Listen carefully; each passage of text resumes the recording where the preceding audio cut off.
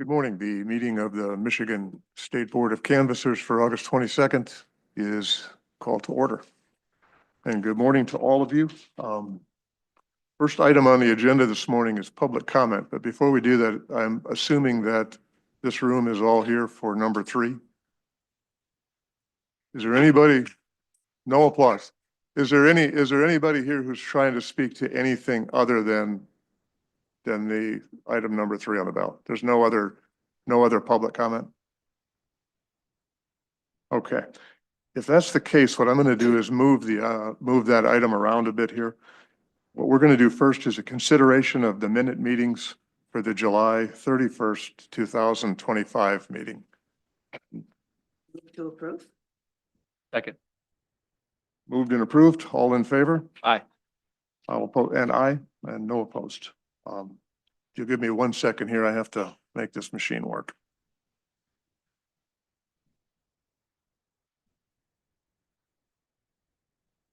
All right, well, maybe we'll go for second best here. Okay. All right, with that aside, we're going to put public comment in place now, and a couple of points before we do that. If you're participating in public comment, we'll give you 2 minutes. If you are doing public comment, I would also remind you that our focus here this morning is the approval of a 100-word summary and the approval of a form. It's not the approval or disapproval of what this petition is about. It's not a debate on the issues. We're here for a very narrow reason. So I would ask you to consider that before you make your public comment. And that being said, when you come up to make your public comment, please state your name and then spell it for the recorder. And I would call Nicholas Pigeon.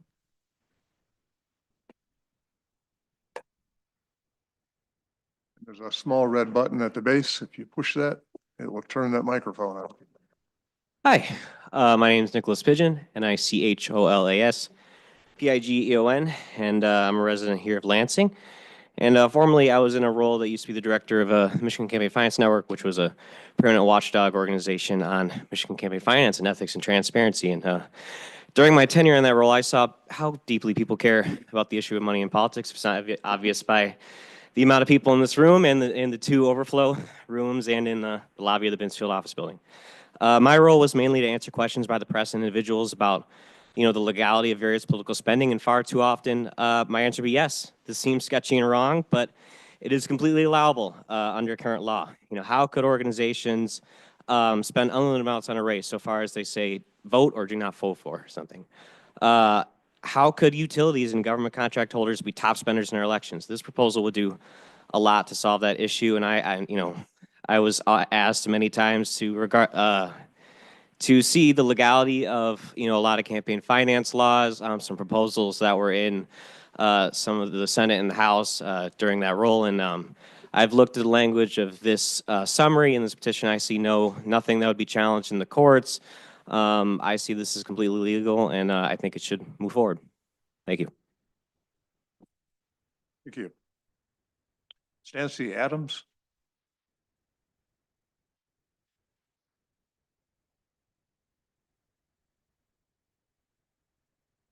If you state your name and spell for the clerk, please. Good morning. Stancy Adams, STANCY ADAMS. And I am on the board, the advisory board and action board for Moses. I live in Bloomfield Hills, Michigan. And I just wanted to say that we think that the language as it sits is well. It needs to be true, and that has happened. We're concerned that it is clear for everyone that's reading it, and it appears to be that as well.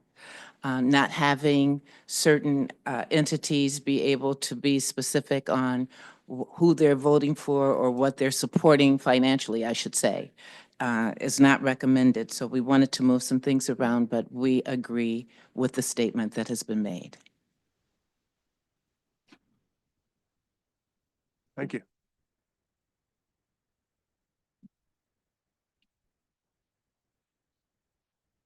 Wendy Block.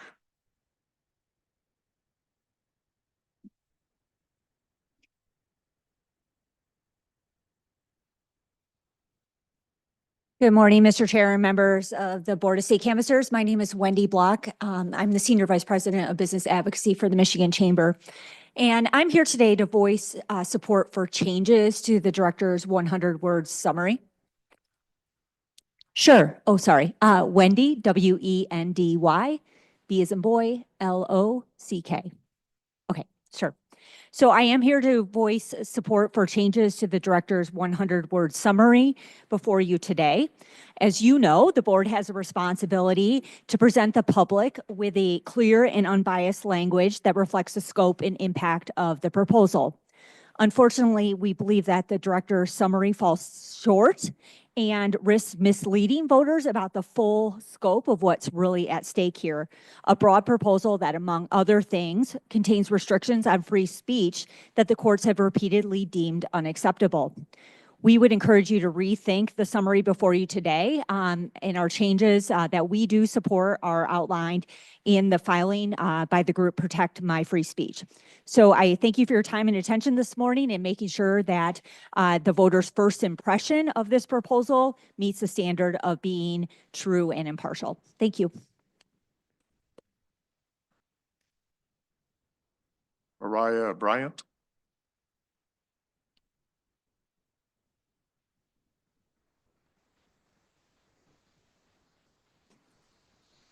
Good morning. Mariah, M-A-R-I-A-H, Bryant, B-R-Y-A-N-T. I'm the Director of Programs for Voters Not Politicians. Happy to be here this morning. As members of this board know, Voters Not Politicians is a champion for the right of Michigan voters to make political change through direct democracy. Having previously led the grassroots initiative campaigns that ended gerrymandering in 2018 and expanded voting rights in 2022.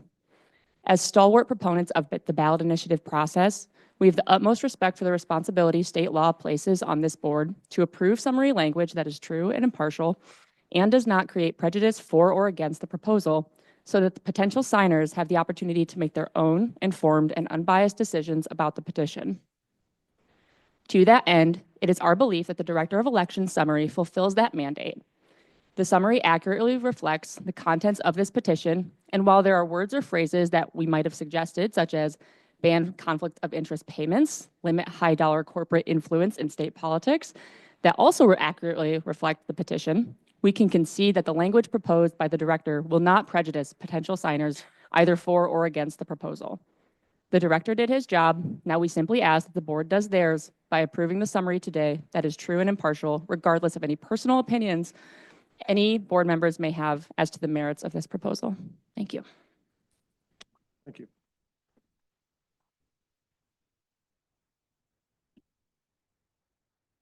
Right, that ends that portion of general public comment. We're going to move on to item number 3, which is the consideration of the 100-word summary of the purpose of the proposed initiative petition sponsored by Michiganders for money out of politics. And I'm going to ask Director Brader if he would read and present your 100-word summary.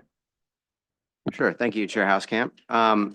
So the proposed initiated law in the petition, in my view, does 3 major things that warrant inclusion in the summary. It amends the Michigan Campaign Finance Act. And the first thing it does, sort of going chronologically or in order of the petition, is it changes the definition of what kind of election communications are regulated. So currently in the Michigan Campaign Finance Act, communications around elections are under the regulatory framework of the Campaign Finance Act only if they contain words of express advocacy regarding candidates. So if they say something like vote for, vote against, support in, those kinds of words. And if you don't have those sort of magic words, it's not considered a communication within the context of the Michigan Campaign Finance Act that is regulated or limited. What the first thing this proposal would do is it would in my view, expand that definition so that the Campaign Finance Act's requirements would apply to any kind of communication that is clearly identifying a candidate or a ballot issue, even if it doesn't say vote for or vote against. So, I think we're all familiar in campaign season with the kind of ads that are mentioning a candidate's name, but don't include necessarily the words vote for or vote against, call Senator so-and-so and tell them that they're doing a bad job. But that's the kind of thing that is, I think, contemplated by this. So that's the first section, and that's what's covered in explaining that it would apply to communications discussing ballot questions, even if they're not including that express advocacy. The second major thing it does is and I'm just kind of going to group these together, even though they're somewhat separate provisions, is it largely prohibits, certainly severely limits the ability of electric and gas utilities and from government contractors with over $250,000 in annual contracts from making contributions. Because of the number of offices involved and the different types of things that you can contribute to, which could be a candidate committee, it could be a party committee, various other entities. I don't think it's really possible to list out in the petition all the different types of candidates or offices or contributions that are limited in how they are, because there's a lot of nuance to certain state offices being included and not others. When it comes to utilities, when it comes to contractors, there's limits on what you can contribute to or not contribute to, depending on whether you are in their district. So that would take well over 100 words to lay out literally. So the way I described that was meant to, in my view, clearly, but not trying to be legally precise, describe the types of offices that they would be prohibited from contributing to and the ways that they'd be prohibited from contributing to them. Then the final thing it does is it expressly requires that the Campaign Finance Act, on disclosure of communications applies to things on the internet. We've had some questions, administrative determinations about how these laws that largely predate the use of the internet apply to things on the internet, like social media and web ads and things like that. So this would expressly add to the law, essentially, that all those kinds of disclosure requirements do apply to things on the internet. So I did use a couple of non-legally precise terms to try to save words and make it a little more understanding. So I know that there were some comments on that, which we'll hear about shortly. The board can certainly consider that to the extent you think it is relevant. But in my view, the simplest way to explain this was we're talking about expanding the campaign finance laws. When we're talking about communications around elections, I use the phrase campaign ads. And then I try to sort of concisely, within the 100 words available, describe which offices we're talking about. So with that said, the exactly 100-word summary that I'm proposing is initiation of legislation to expand campaign finance laws that restrict and regulate spending on campaign ads to apply to communications that clearly identify candidates or ballot questions, even if they do not expressly advocate in support of voting for or against them.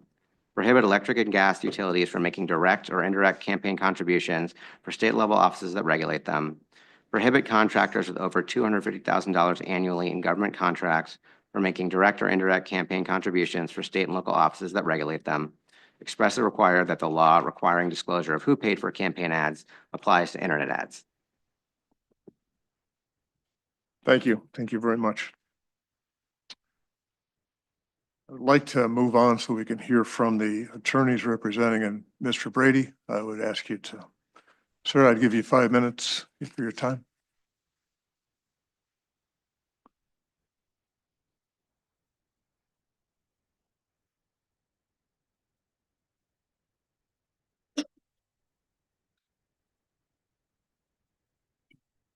Good morning. Is your name and spell it for the report. Yes, thank you. Good morning, Mr. Chair and members of the board. My name is Michael Brady. That's MICHAELBRADY. I'm here on behalf of Michiganders for Money Out of Politics. And a personal note, this is fulfilling an item on my bucket list. This always looked like so much fun. I thought I would give it a try. So in any event, my clock is ticking. So the task at hand, as has been noted by you all and by the public comment thus far, is a narrow one. The board's duty to approve or reject Director Brader's summary as a true and impartial statement of the purpose of the petition. As such, I will spare you statements and discussion as to the value or rationale of the proposed policy. I'll spare you preemptive defenses to possible criticisms that no doubt will come from opposing counsel and the like. Neither is relevant to the task at hand. What is relevant is a close review of Director Brader's proposed summary. We appreciate the work that Director Brader has done to balance out the various requirements of Section 482B, particularly the need to be true and impartial, and also easy to understand without creating prejudice for or against. On the whole, Director Brader's proposed summary seems to meet these standards. That said, there are a couple of tweaks, friendly amendments, if you will, that I raise for your consideration. I have a handout with these proposed edits, if I may present them to. Okay.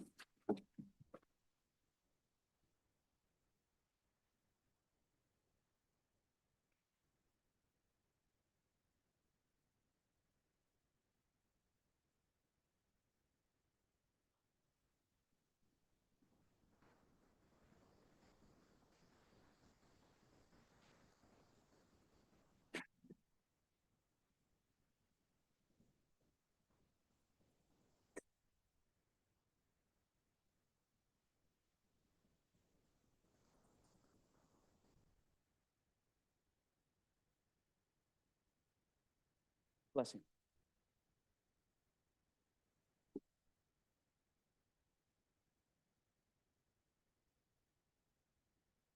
As you can, so I'll now walk through some of the red line edits that just shared. So you can see there aren't too many, but I'd like to briefly explain them. The first suggested edit is to add the word campaign between the words internet and ads in, bless you, the fourth clause. This makes it clear that the disclosure requirement does not apply to all internet ads generally, but rather just to internet campaign ads. Not including this qualification will make the summary inaccurate, misleading, and prejudicial. To be clear, we do not care about, and the petition's language does not cover, whatever ads pop online with whatever it is that anyone is doing online. This edit is consistent with Director Brader's approach throughout the rest of the summary. He uses campaign as a qualifier in 4 other spots, no doubt in an effort to be accurate and to avoid prejudice. We appreciate that attention to the statute's directives and ask that the summary be amended to be consistent. Second edit is solely to make room for the first edit.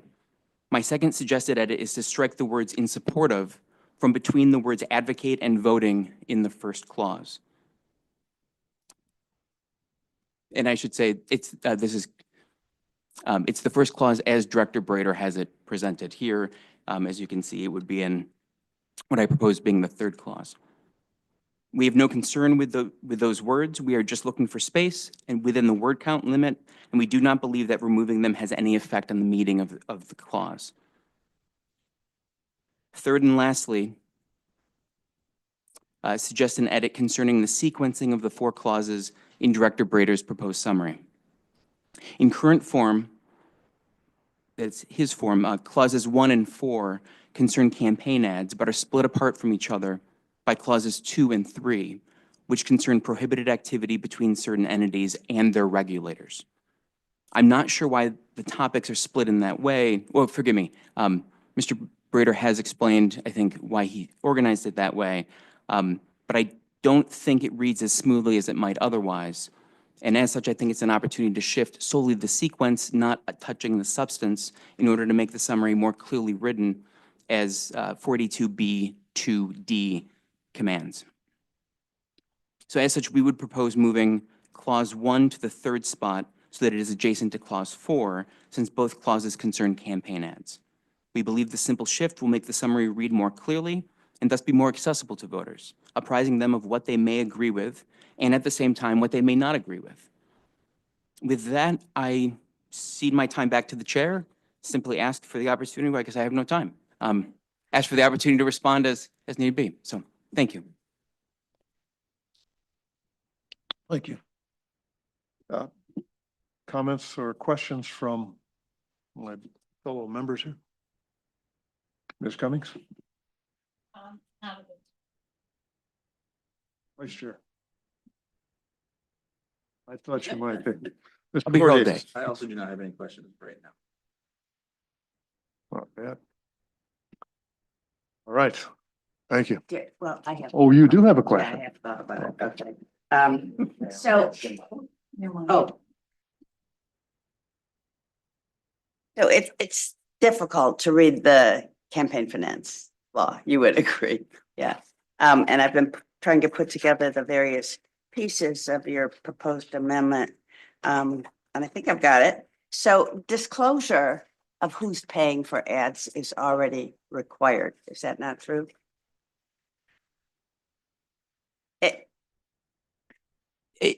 It's, oh, The forgive- disclosure section, which is section 47. Mhm. The amendment that you propose makes it clear that that disclosure requirement is also applicable to internet communications. And that's the change in the disclosure requirement? that is, yes, the change in the disclosure requirement in section 47. As to your question, kind of initial question that you asked in terms of like, is it true that people have to disclose that? I'll note Director Brader in his summary walking all of us through, or in his statement this morning, walking all of us through his proposed summary, noted that there have been questions raised and maybe administrative rulings and otherwise without the full force of statutory law as to whether that covers internet communication.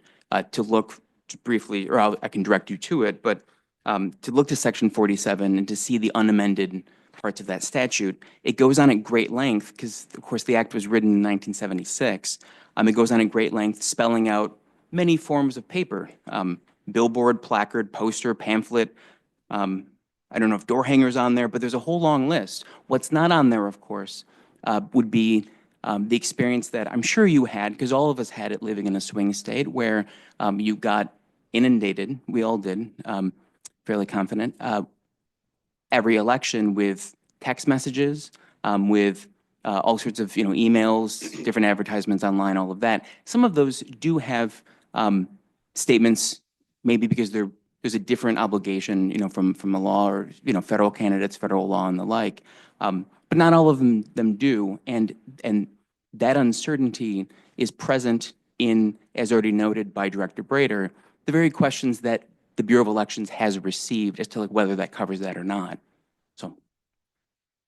And section 47 also says that it requires that this section applies to electioneering communications. And so that is defined in section 6. So it is, as I understand it, what you are seeking Section 5. to require disclosure of is, well, electioneering communications is a pretty complicated term, and using the term campaign ads, I think, makes a lot of sense because it's something that people are going to understand. So you are seeking to have disclosure of campaign ads, even if, as the director says, they do not expressly advocate in support of, but you're just saying that you would suggest that a couple of words could be eliminated if they do not expressly advocate voting for or against. Oh, I see. So with respect to the handout that I gave you, so in reading the sentence, even if they do not expressly advocate in support of voting for or against, versus even if they do not expressly advocate voting for or against, Supportive of unnecessary. it felt to me unnecessary. And to be clear, I'm open to other ways to find a single word because that Second Amendment, as I had walked you through it, the striking of in support of is just to find space within the word count.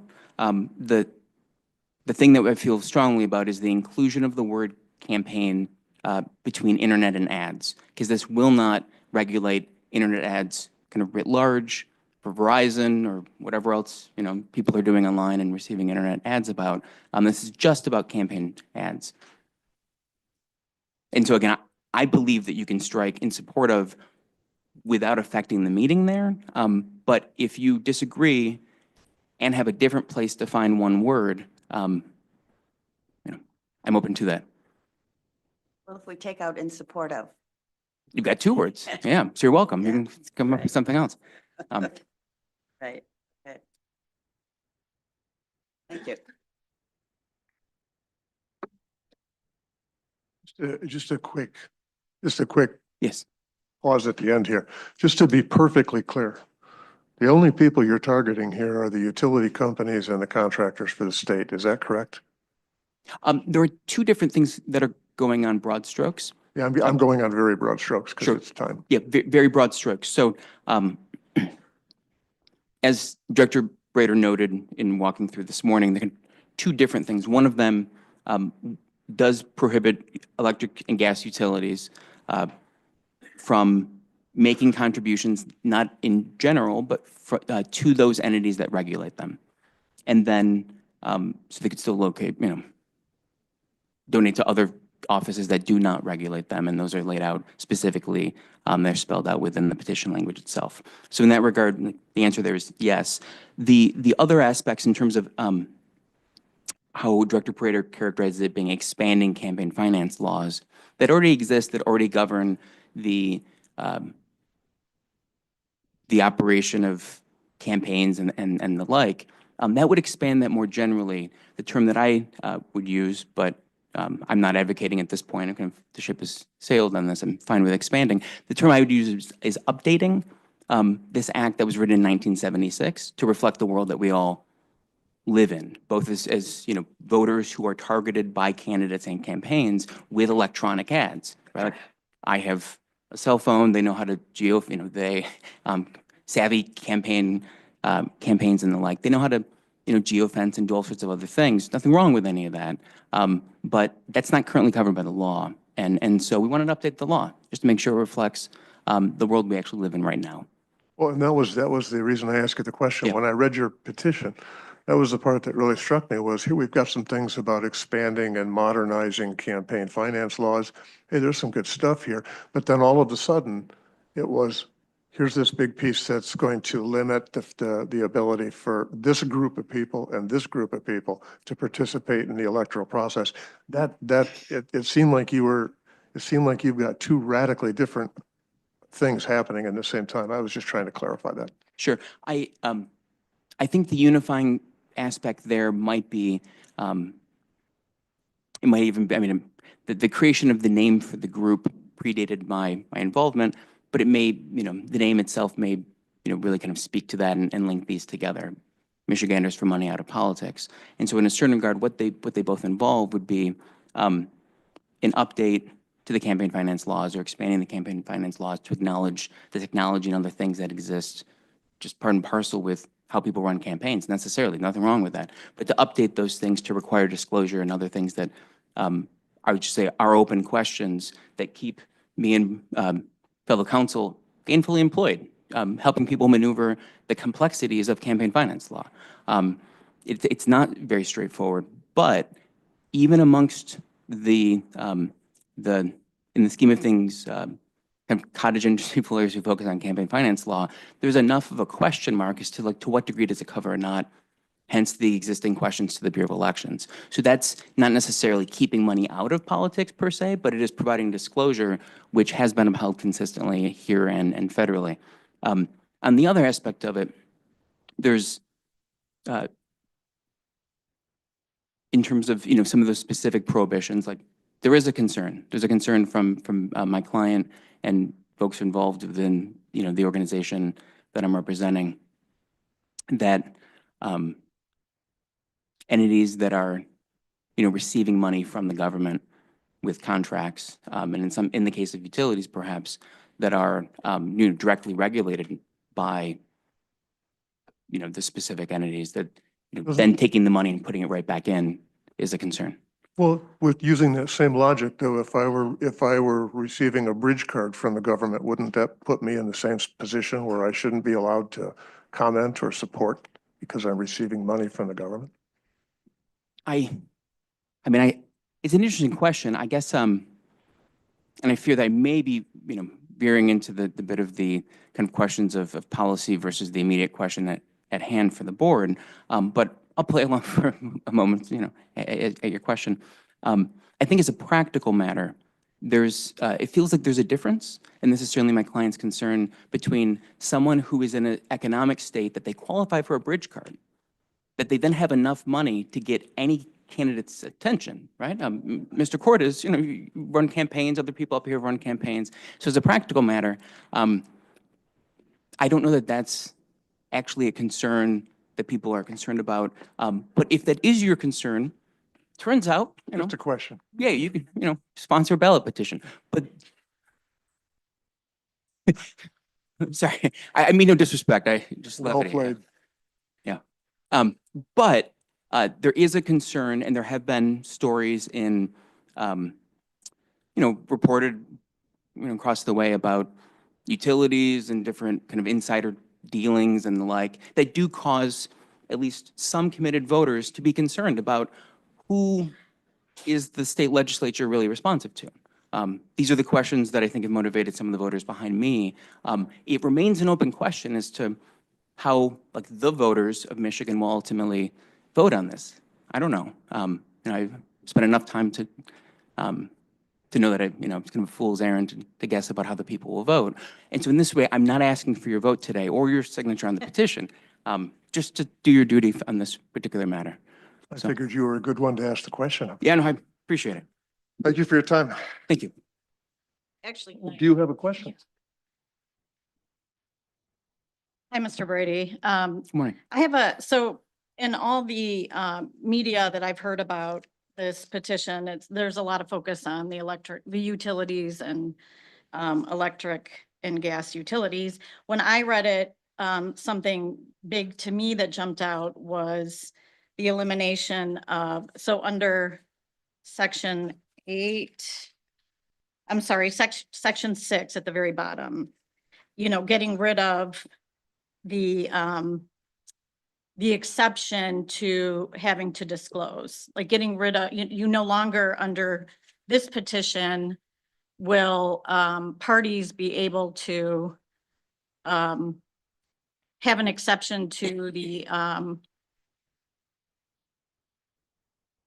having to disclose names and where money is coming from. Does that make sense? I guess another way for me to ask this is, do you see the elimination of the exception at the end of section 6 as it going to have a big effect on our elections in Michigan? And if so, how? So the elimination of the language at the bottom of section 6, I believe, is subsection J. Correct. Yes. And as I think had been referenced already, give me a moment. You'd like to use mine?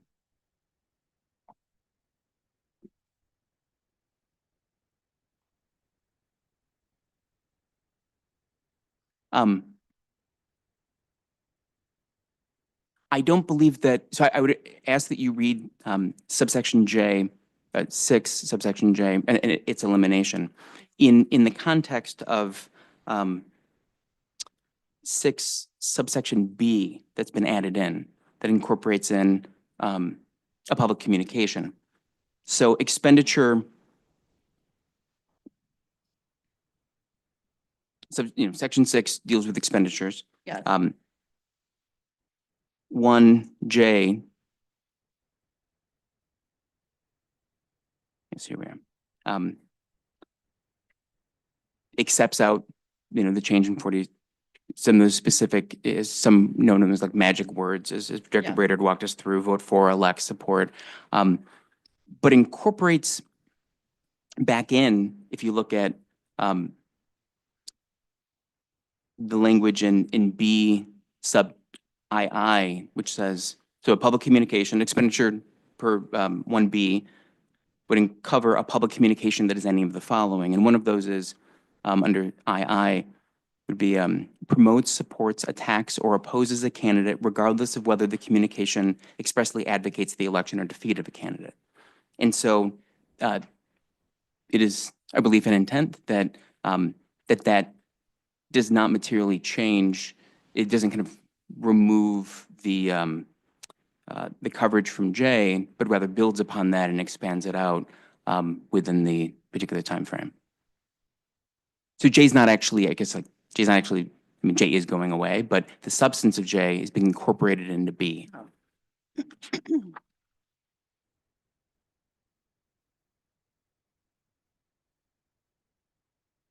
Ms. Cummings, did that answer your question? I'm just rereading something, just.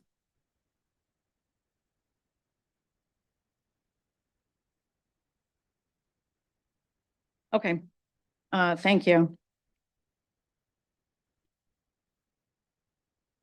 Last call. Questions?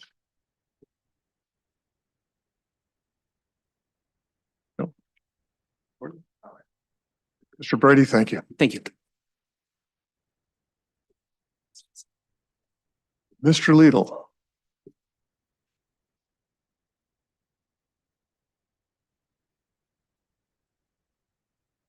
Did you?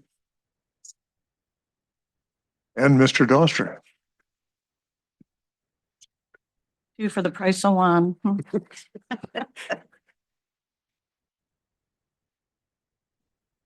I start? I can't get a picture as well here. Good morning, Mr. Chair, members of the board. Eric Doster, appearing on behalf of Promote My Free Speech. Good morning, Mr. Chair. Steve Liedl, Steve, Liedl, Liedel of Dykema Gossett PLLC.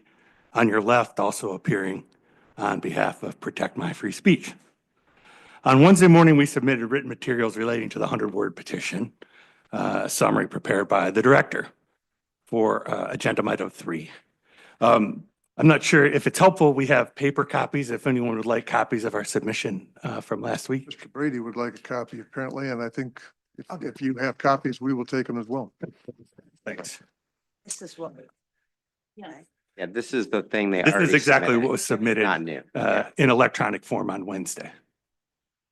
So you may have it in electric form or in a paper packet provided by the Bureau. It may be helpful. It includes Protect My Free's proposed language.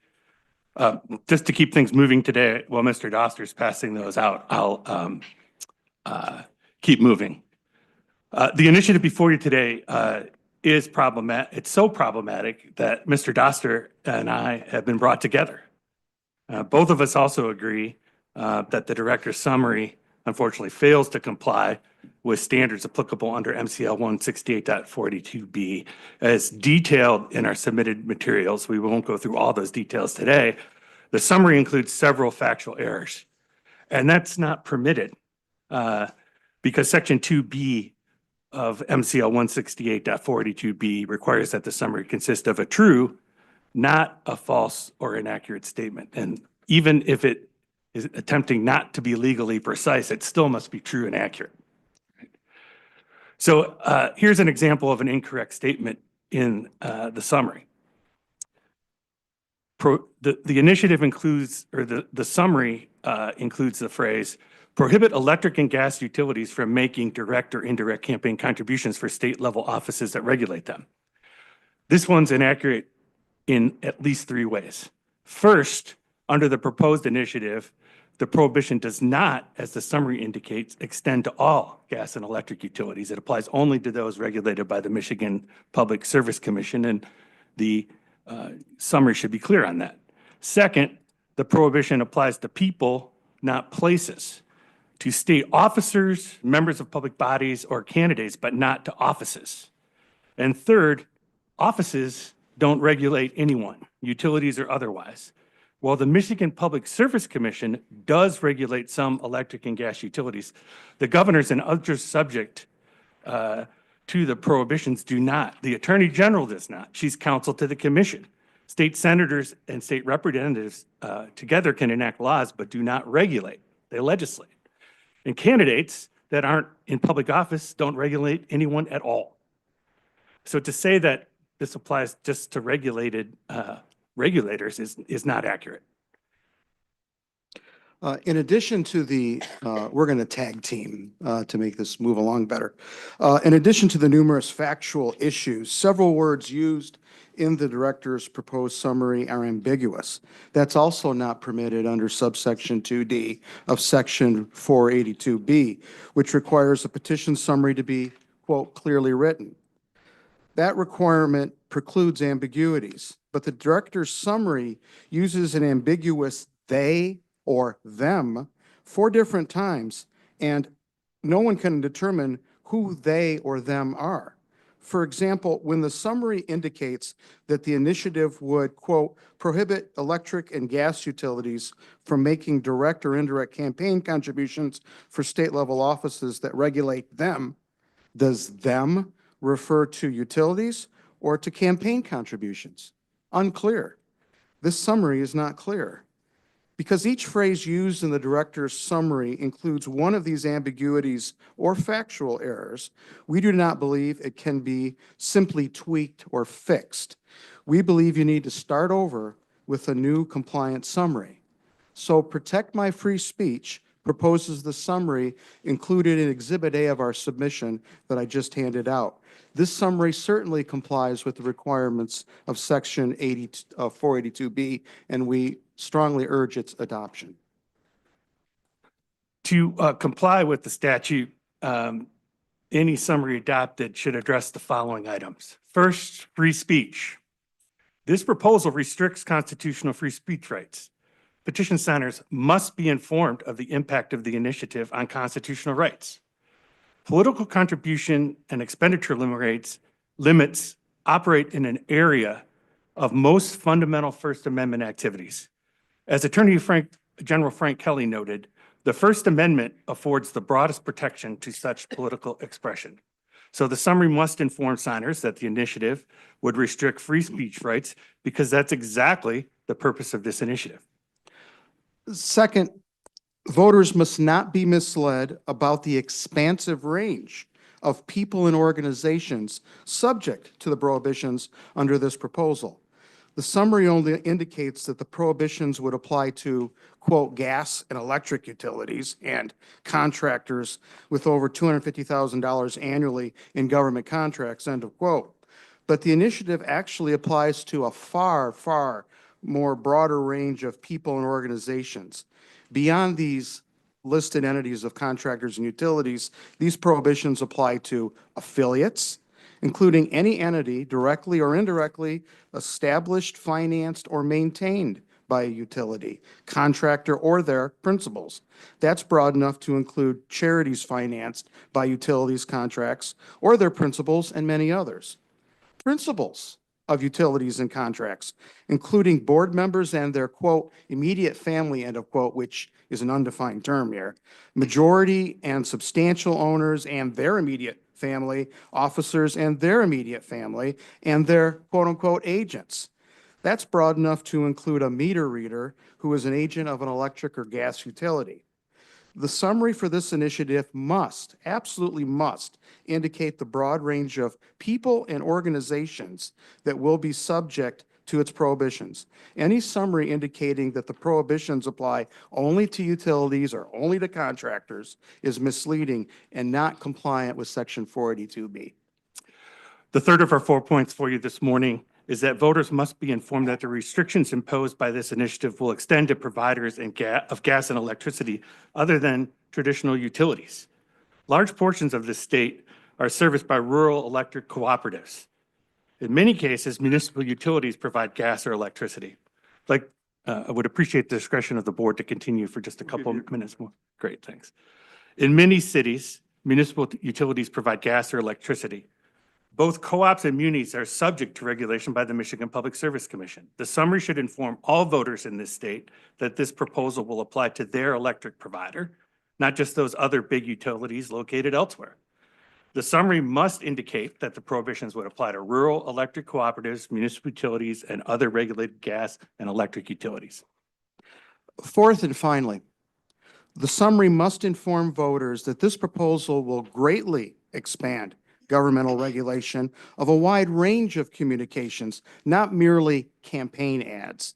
The new restrictions apply to everyone, not just utilities and contractors and their connected people and organizations. And they apply to these new terms, electioneering communications, public communications, and now internet communications. These restrictions are so broad that a charitable group that hosts an event with the governor as an honored guest that mails invitations to the event, just mentioning the governor, could get caught in or would get caught in the web of the initiative's regulatory scheme.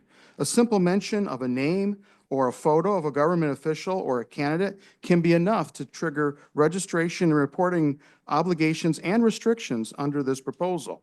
All of these restrictions and regulations are restrictions on free speech, and the summary should be clear that these restrictions would be newly imposed and enforced by government under the proposal.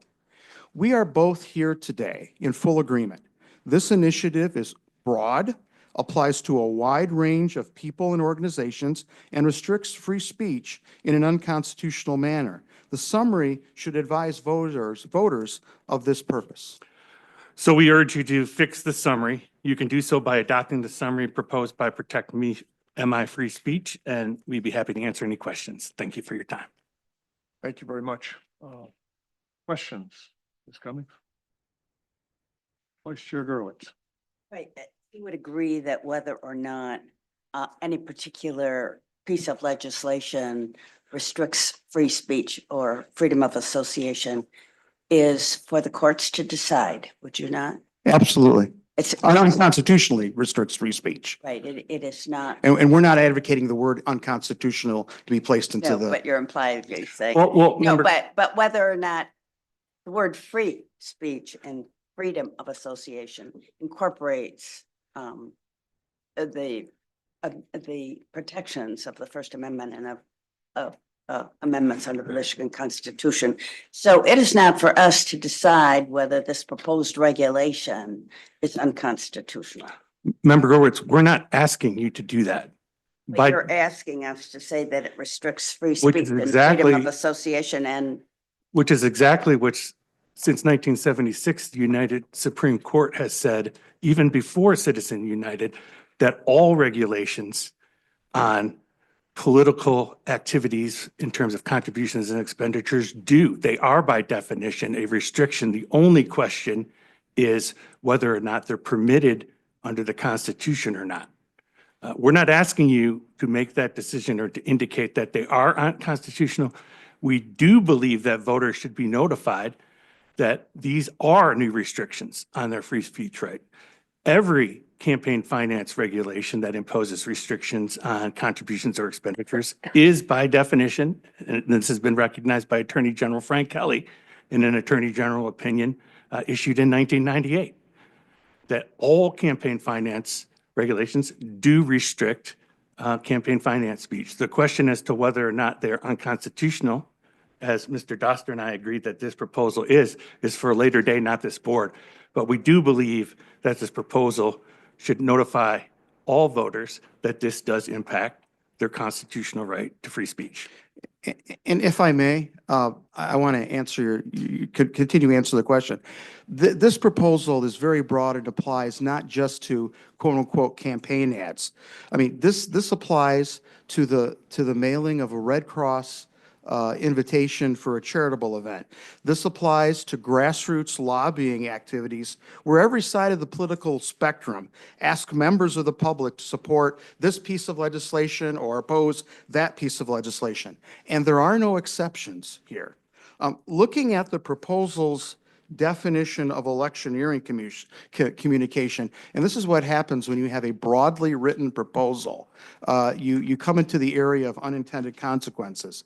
I ask you, how does a local clerk send out AV ballots and not have to comply with these new electioneering commission disclosure rules?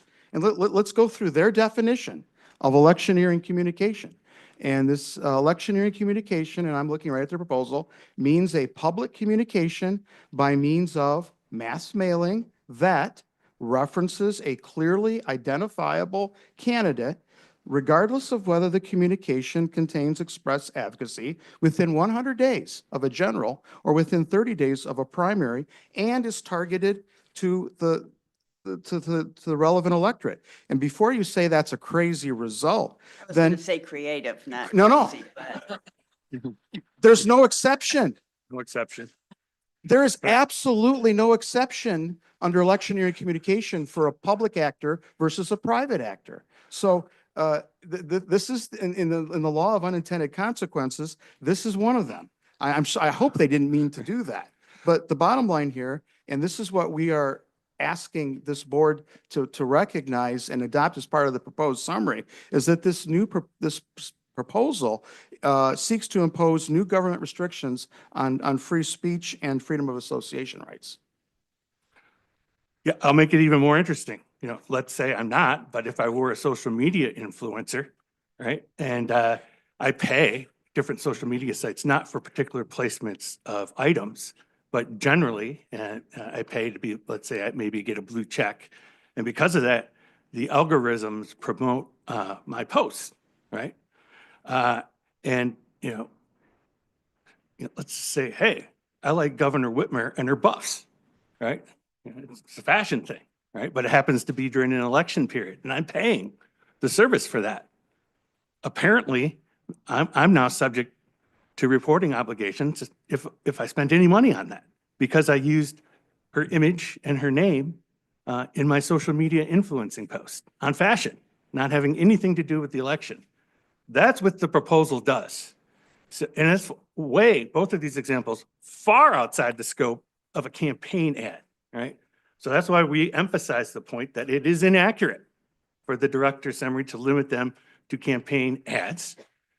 It attempts to regulate a whole new form of speech that may not have anything to do with the campaign at all. If I might, I'd like to respond to Member Cummings' question, because it wasn't answered.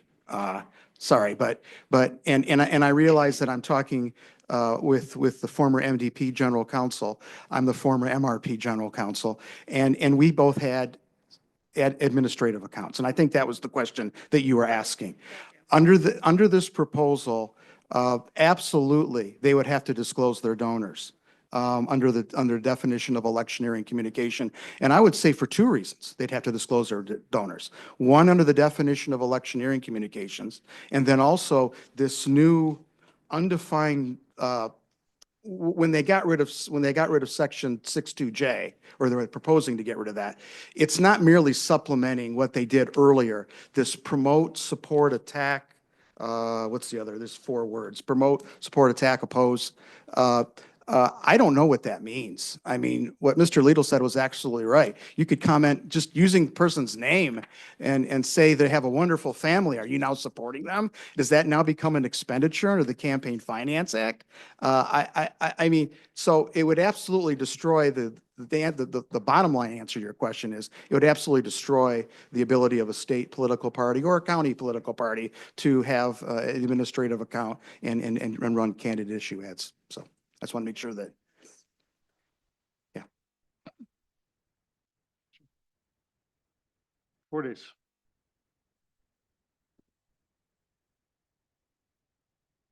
When you, in your summary that you put forward here, you said regulate internet messages. I agree with you. When I read the definition, obviously that's extremely broad.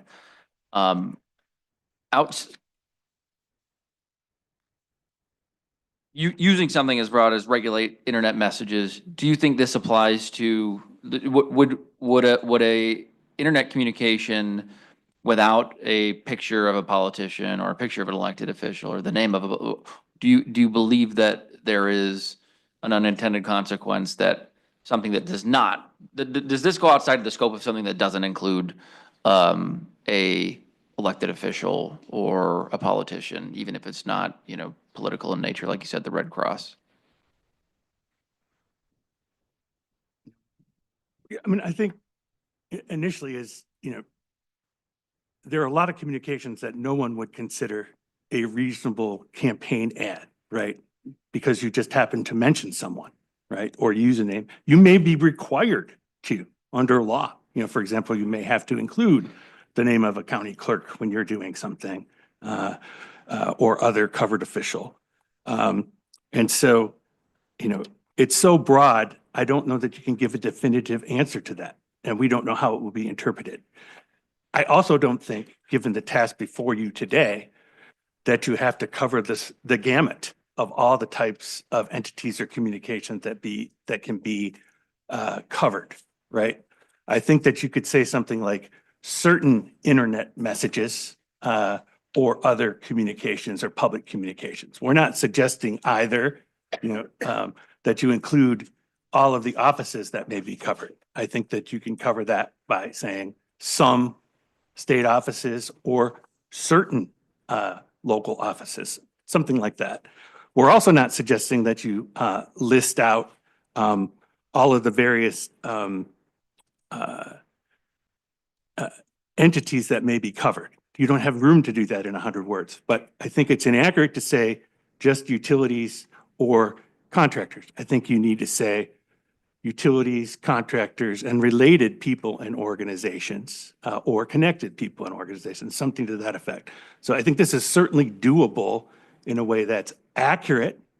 It doesn't have to be legally precise, but it does fully inform petition signers and voters. I guess all petition signers are supposed to be voters, that this is broader than just going after a big utility. This affects your rural electric co-op that does a great job in providing electric service to you. And you may not think it applies to you because you've never heard your co-op called the utility, but they are a utility regulated by the Michigan Public Service Commission for certain purposes. So that's what we're asking of the board and the director today.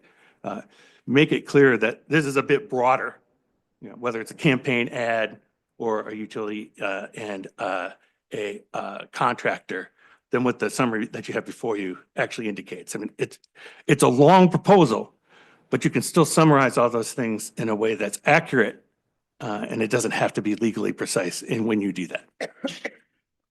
Help me to understand one piece here. As it relates to the internet, and you all know, I mean, you guys all live in an interconnected world where it used to be, I might write you an ad, now I might participate in a social discussion on TikTok or on YouTube or on Facebook or LinkedIn or whatever your favorite poison is. If I'm reading this correctly, and I'm hearing all of you correctly, Mr. Brady included, what I'm hearing is that if there is an issues discussion around a piece of proposed legislation or around a candidate or around a party, if there is a discussion happening out online and this group over here, who is not a public utility or who is not a state contractor, can engage and can share their opinions, can share their ideas, can share their thoughts. But over here, you've got a public utility that suddenly now, because this is 100 days before a campaign or before an election, suddenly they have a muzzle on that they're not allowed to participate, or they can't legally participate in that discussion. Am I carrying this conversation too far, or is that also an?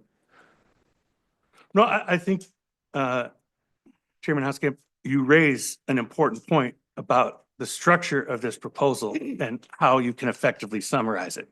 It's doing a couple things, maybe 3 or 4 things, but there are 2 big distinctions, right? There are pretty much outright prohibitions on, you know, engaging and working together to engage in the political process for the utilities, the contractors, and a whole host of people and organizations that might have some, you know, tangential connection. Even if it's an officer of the company who has an immediate family member who is, you know, they don't get along. They don't even talk, for example. That's why, for example, in 1998, Attorney General Kelly invalidated a state law, right, that attempted to regulate family members of persons with a casino interest because it violated their first speech rights. They didn't have anything to do with the company. And so there are the prohibitions that apply to, under this proposal, to the utilities, government contractors, and the connected people and organizations. Then there are the new reporting obligations or restrictions or regulations on how you do things that potentially apply to anyone. They're not limited to utilities, contractors, and those that are connected. And you could write it in such a way, because I agree with Mr. Brady, current law is not clear. Under the Campaign Finance Act, much of it was written in 76. There've been subsequent amendments. There's no clear guidance on the statute. If I send a text message, should I include a paid for by statement, right? This proposal would at least clarify that for current law, but it goes much further, right? Because it's not just limited purely to campaign communications. The examples that Mr. Dostner and I gave earlier would be included, and they don't meet your definition of, policy discussion. It could be a fashion discussion. It could be simply informing voters about who's on the ballot and what the ballot process is. And those in the past have been exempted because they don't expressly advocate for a candidate or not. And so we're removing the expressly advocate standard, and then we're expanding the scope of communications. That's what the proposal does, and we believe that should be reflected in any summary of the proposal. Thank you, sir. Any other questions? Thank you both. Thank you.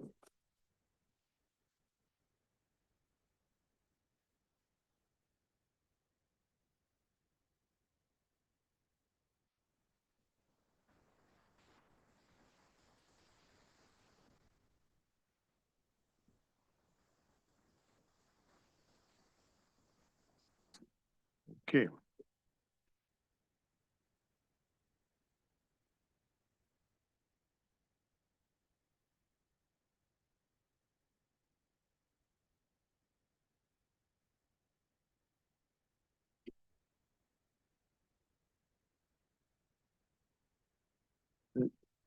The issues that are raised here regarding the 100-word summary, Director Brader, that you've prepared, I think that are worth the board discussing. But before the board discusses it, I would invite you to respond to everything you've heard this morning. Sure, thank you. Well, as always, my job is to draft the 100-word summary. The board's job is to approve a 100-word summary. It is never the case that there is one magical set of words that are the only acceptable summary. So can certainly talk about changes. I guess starting with Mr. Brady's comments, the order of it is not particularly important to me. I typically, my typical practice is to go just in the order it's written. So that's what I did here. If people want to rearrange it, I don't really have an issue with that. But I do think one, and it kind of came up in the discussion, there was a little bit of back and forth and possibly some confusion about, on the one hand, the changes to the Campaign Finance Act that expand the definition of an electioneering communication, or add definition of electioneering communication to include anything that references candidate, clearly identifies a candidate or issue, or candidate or ballot issue, even if it's not express advocacy. That applies to everybody, not just gas and electric utilities or contractors. That's everybody's covered by that. And then you have a separate new thing, which is limiting how utilities and contractors do. So I think it's a little more clear if you wait to talk about the utilities and the contractors, so people don't think when they read it that expanded limitation restriction on spending would apply only to utilities. So that would be my thought there. Some of the other ones were relatively small. I mean, the in support of to save words, I mean, I could live without those words. I had actually considered not including them to try to save words. I think it's maybe a little bit grammatically persnickety of me, but I think it's a little bit cleaner when you're using advocate to say in support of, as opposed to kind of directly in front of the, I don't want to use the wrong transitive, intransitive. I don't want to have a grammar test here. I just think it's a little clearer with the in support of, but I think we could live without that and it would still be clear if we need to save those words. On the ending campaign ads, it doesn't matter to me. I think it's pretty clear that within the context of that sentence that we're talking about who paid for campaign ads applies to internet ads. I think it's pretty clear that would mean internet campaign ads. But if we have room for it, I don't really have any issue with that. In terms of the comments from Mr. Lidl and Mr. Doster, there was a lot of ground there covered, so I'm not going to attempt to rebut every single point that was raised. I think a couple things. I do think it's going to be difficult for the board to get into questions about how this implicates freedom of speech and freedom of expression without getting away from fair and impartial or prejudice. Obviously, this will be challenged in court. Sounds like there's already a pretty good brief getting drafted based on the comments we've heard. But I just think it's going to be pretty tough for me and for all of you to put that in a summary in terms of how that's going to play out legally.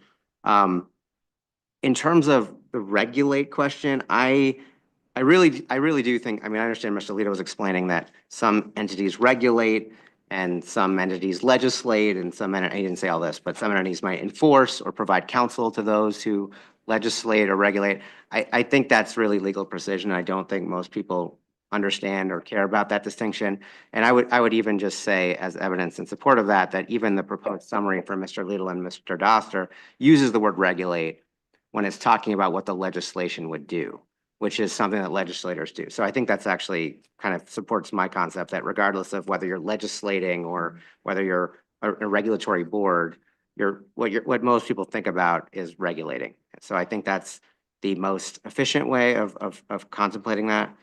I think if it's helpful for people to understand what is meant by gas and electric utilities and contractors, there were very long definitions in the petition about what they are. There are also definitions elsewhere in the Campaign Finance Act as it already exists in terms of family members and other things like that. So there are some tools within the Campaign Finance Act to help describe that. I'm not necessarily against trying to tweak that to provide some definition, but I do think it will be pretty tough to do it in a complete way, in an accurate way with the 100 words we have available. See if there's anything else that I thought.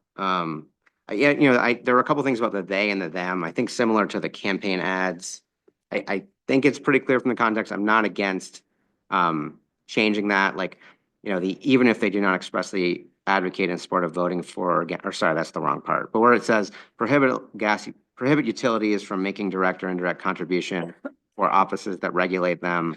The them is meant to refer to the utilities, not the contributions.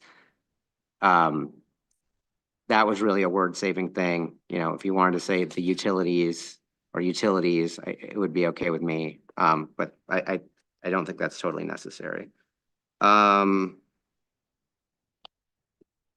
Anything else? I think those are my main concepts. So basically, I'm open to some changes as always. I would just come back to what I said previously, which is that because of the lengthy explanation of the lists of offices, officers, candidates that you can and cannot contribute to if you're a utility or contractor under this, and the types of committees you could and could not contribute to, I think it would be tough to delineate them in a way that is not confusing. And we have considered in, I think, multiple other petitions, like when we've had issues like this, using phrases like certain offices, certain things, some things. I think when we do that, sometimes the pushback is that invites people to ask, well, which ones? Which ones are you talking about? Why are you saying certain officers? And I know that that has been a point against that too. So I steered clear of trying to do that for that reason. I tried to not legally precisely, but accurately describe what I think the purpose was about the offices that are involved. But, if we can move some words elsewhere, there might be possibility to consider that. So I could think those are my main points of feedback, but it's certainly interested in what the board thinks. Thank you. I'd like to ask a question and this relates to public comment that was received. So I don't know that all of you have seen that. This is public comment that was received from a David Keating at the Institute for Free Speech. And I'm relating to something that he had, everyone of course has suggested 100 words. We could build books on the 100-word summaries. So he also has suggested a 100-word summary. One of the pieces he puts in the 100-word summary, I'm just going to read a short piece here. Said the initiative proposes laws to regulate and limit speech about public officials for up to 130 days per year in an election year. Here's the important part. It says persons who donate over $100 to fund such speech would have their names and home addresses published online. Director Brader, is that accurate?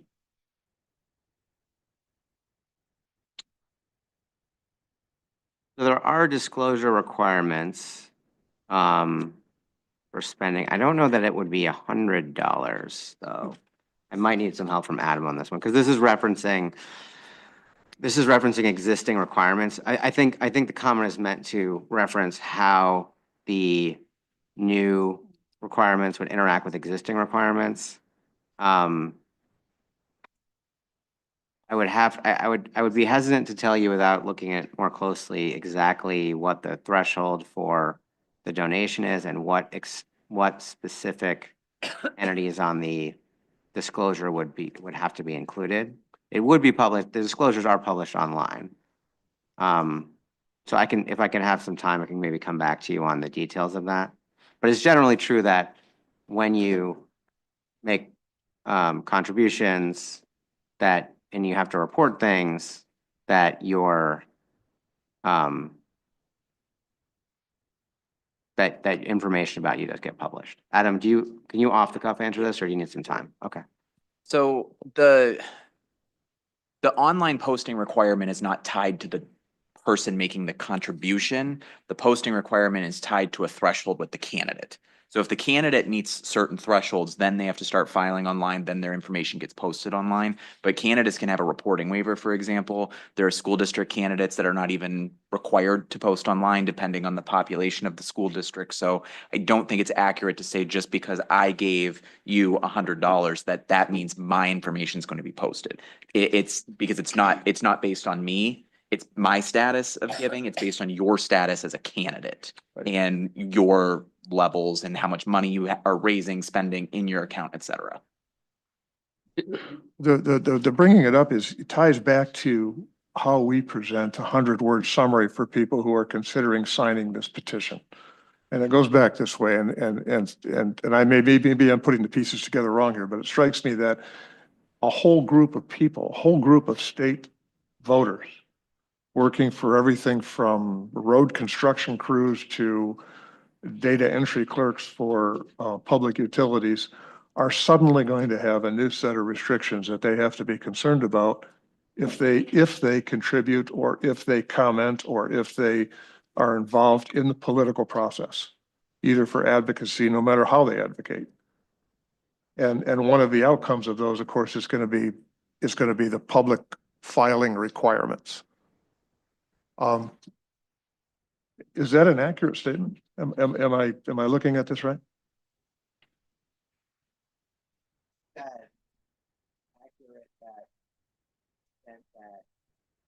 And the changes to law would result in more types of spending, more types of communication being disclosed, then that could in turn lead to more names of people who donate or information to people who donate to that being disclosed. I think it's because Adam explained kind of the nuance of when and how, it's hard to say definitively how much that would happen, but I think it's accurate that there would be additional situations where donors' information would be disclosed. And I know, to go along with it, I understand your concerns about confronting using the words free speech in the 100-word summary, but to me, that 100-word summary has to reflect, it has to reflect what's real for the people on the ground who are going to potentially sign this. And it seems like there's an awful lot of regular people who are not board members or CEOs of public utilities who are going to be directly impacted by this piece of legislation. At least their voice is going to be, I know we can't call that free speech, but their voice in advocating one way or the other is going to be severely restricted. Yeah, well, so the the 100-word summary does use the word restrict. I know there was some definition about, update or expand or whatever word you might want to use.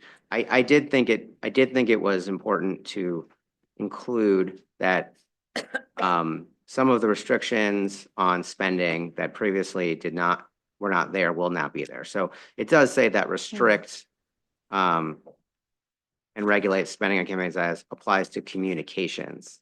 So I do think there is a sense of restriction and a sense of speech in those words. Again, not tied to this exact wording, but I do think that is there. I think that's true, that what Mr. Lidl and Doster were suggesting was impose new government restrictions. And I think that what Director Brader has is expand laws that restrict and regulate, which essentially says the same thing, that regulates campaign ads. And so what it really is doing is more broadly defining the communications that would be covered. I mean, that, as I read it, the clearly identifiable provision, the electioneering communication provision, and the expenditure provision, all of those amendments expand the definition of the communications, which would be covered. And with the purposes, I read it, and Mr. Brady could perhaps help us a little bit here. The purpose is because there were a lot of ads that clearly identified or referred to or seemed to be advocating, but because there were certain words used or because they were not as explicit.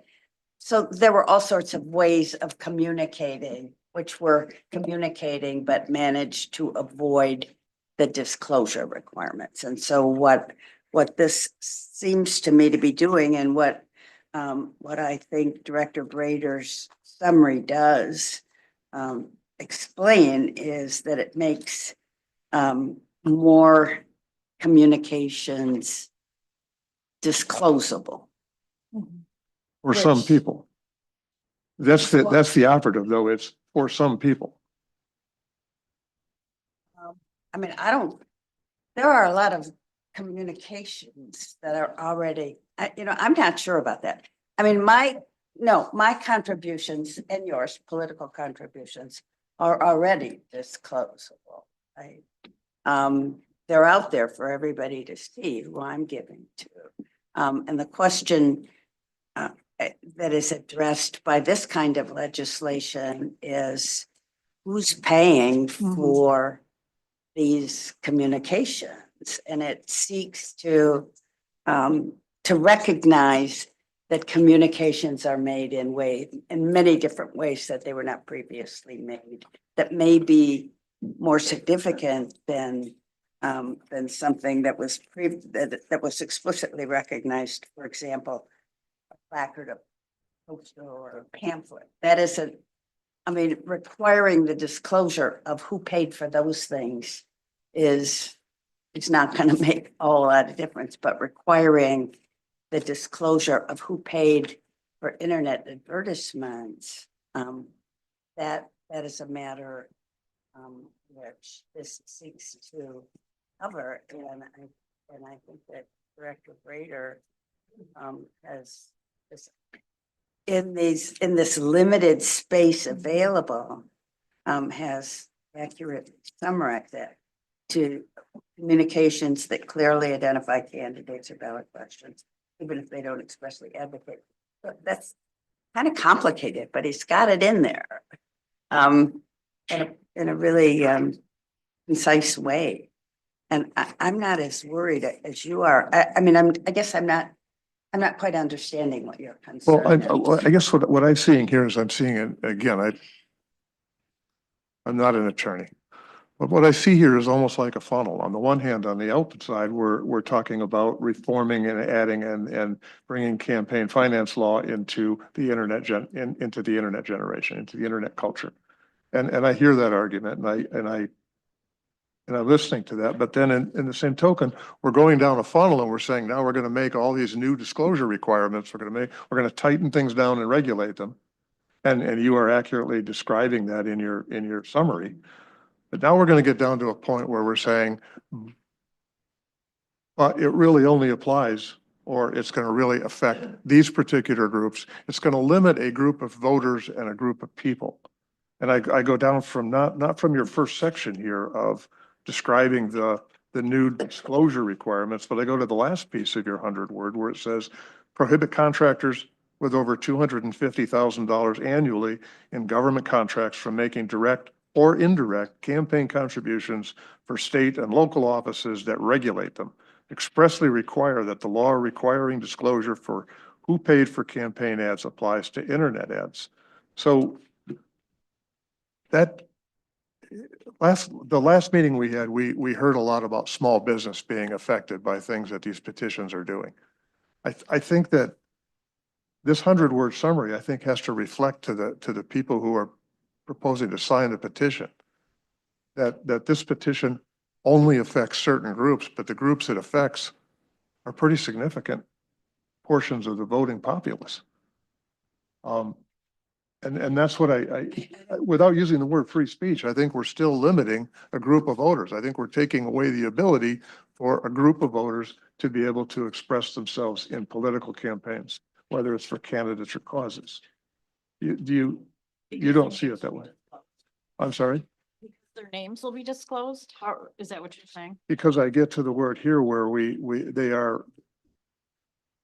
I think we've got to point out the fact that people's right to participate in the electoral process through campaign advertising, through campaign messaging, and now internet messaging, potentially social media, is going to be curtailed. How is what Yeah, I don't understand how. yeah, I don't either. This petition is specifically laying out how disclosure will have to be expanded. And it's expanding that, and we're expanding these disclosures only to some groups. We're expanding them to people who are state contractors, who are contractors with contracts valued at 250,000 or more. We're expanding it to employees and of public utilities. That's mixing up the provisions here. So there's an expansion of the definition of, an expansion of the kinds of communications. Correct. That are now disclosable. Correct. And then there are prohibitions, both with regard to. It's the mixing of those two together, I guess I'm trying to. Right. But I sort don't my think way they through. are mixed together. I think they're two separate, they're actually three. And I think the director Brader explained that. So there is the change, the expansion, which he correctly says it's an expansion of laws regarding spending on campaign ads. So it broadens the kinds of communications that are now disclosable. And then it, in completely separate provisions, prohibits certain contributions with regard to utilities and contributions with regard to state and local content. But I don't think that the expansion of the communication piece of this I don't think that affects the public utilities. Those are, yeah, maybe Mr. Brader has. I agree with your view of it. I think so. No matter who you are, doesn't matter if you're utility or contractor. Currently, it's not considered an expenditure on a communication that is regulated by the Campaign Finance Act, unless you use words of express advocacy. Right. This would change that so that no matter who you are, if you're doing something that clearly identifies a candidate within the sort of what they define as the campaign window, those laws now apply to you for disclosure, limitation on spending, et cetera. donations, et cetera. So that's not limited to utilities and contractors, but there is something on contractors and utilities that is different from everyone else, which is they would be prohibited from making contributions to an array of campaigns. And that would not apply to everybody. That would only be for the utility. So I think that's the distinction between those two provisions. And then also the third thing about requiring disclosure of who paid for campaign ads, making sure that that expressly applies to internet ads, that would also apply to everybody. It wouldn't just apply to the utilities and the contractors.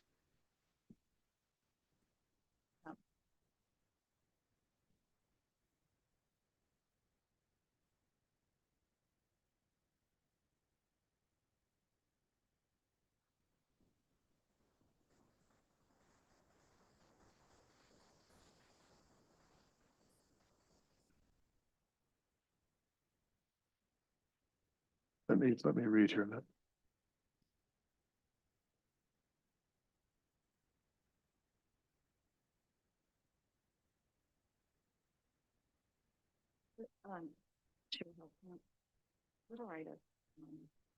Mr. Brady comes up and makes a comment. If Mr. Brady would like to come up and make a comment, I think he'll.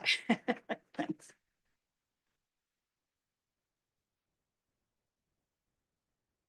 Need you to turn your mic on, sir. Not quite afternoon. Hello. So great questions. Appreciate the opportunity to respond to some of the questions that you had raised with opposing counsel and also amongst yourself. I don't know that I'll respond to all of them, but with respect to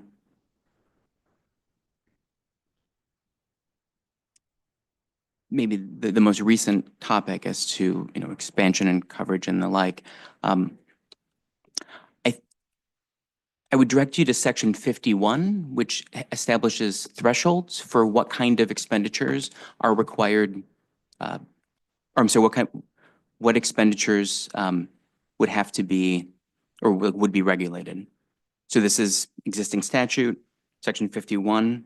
The current threshold in the law right now is that any expenditure, independent expenditure of $100 or more,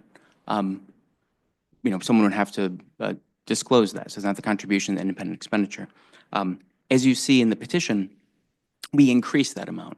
So in a certain regard, while it does, in certain respects, and I don't dispute, expand, as I said before, some of the coverage of campaign finance, the Michigan Campaign Finance Act, to cover, among other things, internet ads and the like, as we've all been discussing.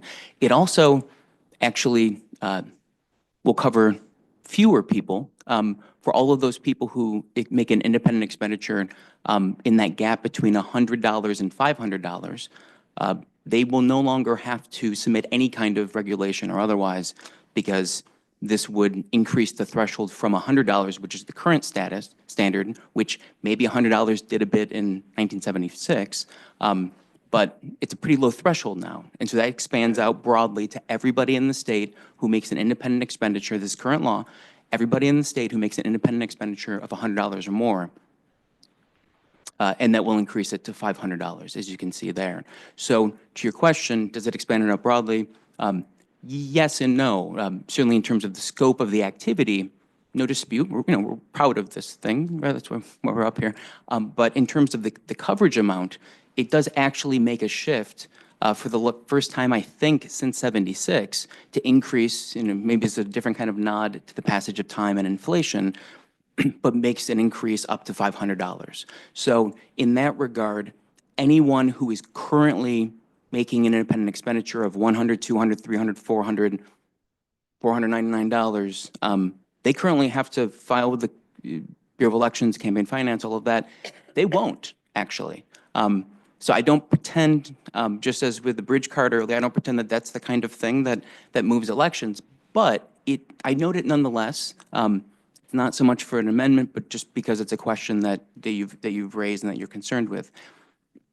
In terms of the disclosure requirements, as I think the director has noted already, that and other folks have chimed in, consistent with this. When I make a donation, when you make a donation, that information is already made public. With the caveat, as Mr. Fracassi had laid out, it's not about the donor, it's about the candidate and this or that, but that's an important caveat that kind of makes all of this clear as mud and allows there to be a, consistent work for a subset of the bar. But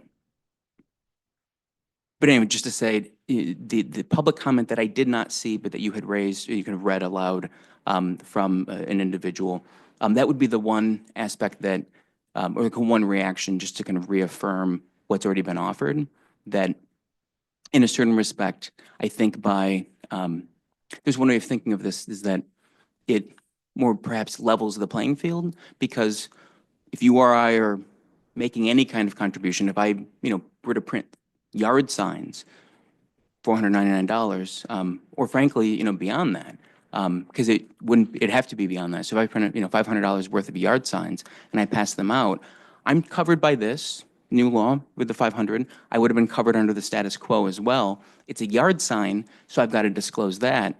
But if a different person is making an expenditure and they're focusing on campaign ads that are online, they don't have to disclose.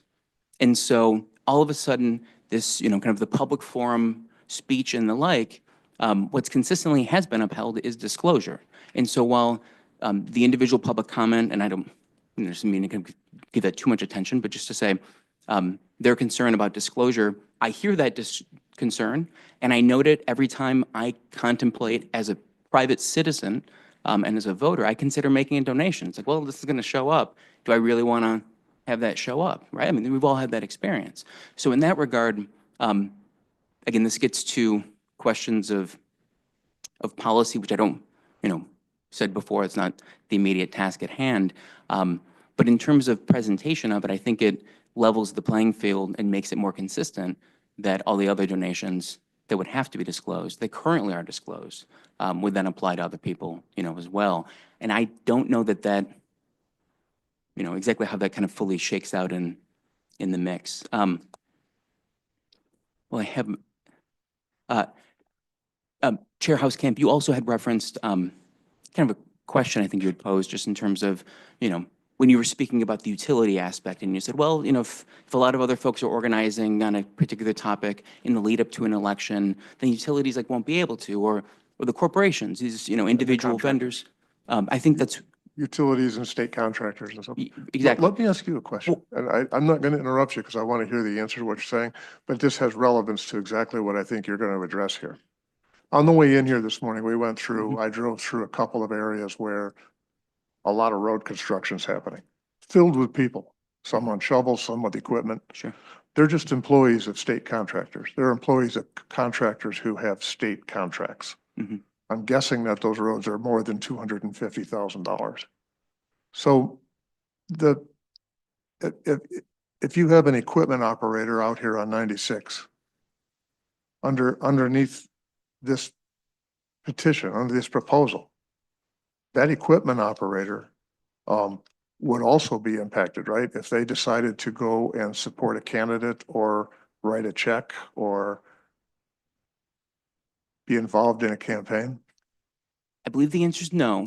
I'll circle back to that. I want to finish the other sentence, though, just to make sure that it's not lost, is that if I had heard you earlier, just kind of with a related space, like, well, if there's a ballot petition or something that, one of these government contractors or someone else wants to weigh in on, they're losing their First Amendment rights. Well, they're not losing their First Amendment rights because this does not restrict in any way these corporations' ability to make independent expenditures. This is solely focused on their contributions to the same entities that make, I don't know, so if you're a contractor for whatever, maybe the roads example. If you're a contractor, state contractor for all of that, can you donate to your school district? I'm not an expert on this, but I don't believe, I think you can, because I don't think the school district has anything to say or do regulate issuing out the contract of road funding. Can you donate to your city council member? Like, not an expert, maybe it plays out different ways, but if it's a state contract for roads, I think you can. I think you still have all of those rights. Can you donate to your mayor? Same thing, I think you can. Can you donate to your, state representative? I think you can. I don't think that, I don't know that's, I think my understanding and maybe a bit beyond, kind of illustrative example, but my understanding that those contracts for the massive sort of road construction that you're speaking to, that those would be allocated some sort of public procurement process with the Department of Transportation, not through the state legislature. If it was done through the state legislature, then I think it would be covered. So that's the kind of analysis I think you can break down. But that's only with respect to the contributions. It does not, this petition does not touch the ability of the utilities or those government contractors and their right to make an independent expenditure on their own, just like we all can make it independent expenditures. Now, that's just one thing I kind of want to clarify. Back to your question, I would direct you to answer, in answer to the question, to section 30B, which concerns state government contractors. And in 30B sub 1, it reads, a state government contractor, so not your guy, a principal of a state government contractor, or an entity that is affiliated with the state government contractor shall not make a contribution directly or indirectly to any of the following. And so under the fact pattern that I think I understood from you, and just I was also driving through construction and saw somebody that's like, maybe we saw the same person or certainly a comparable person. I don't think that that person will look at a pretty sizable operation, unless the person happens to just enjoy using the large machines, but they're actually the owner. I don't think that they're covered here. It does cover, if you look under, it's a staff member, but staff member is limited. It's limited to, where's this? So it talks about entity that's affiliated, it talks about someone who served in an executive or managerial capacity. It says this paragraph does not apply if the person's a covered candidate, agent, immediate family, or staff member who does not participate and does not have actual or implicit authority, which just as I read it, I know, well, yeah, the suggestion earlier that there were no exemptions, like that's one exemption. I think if you read it closely, you may find some others. It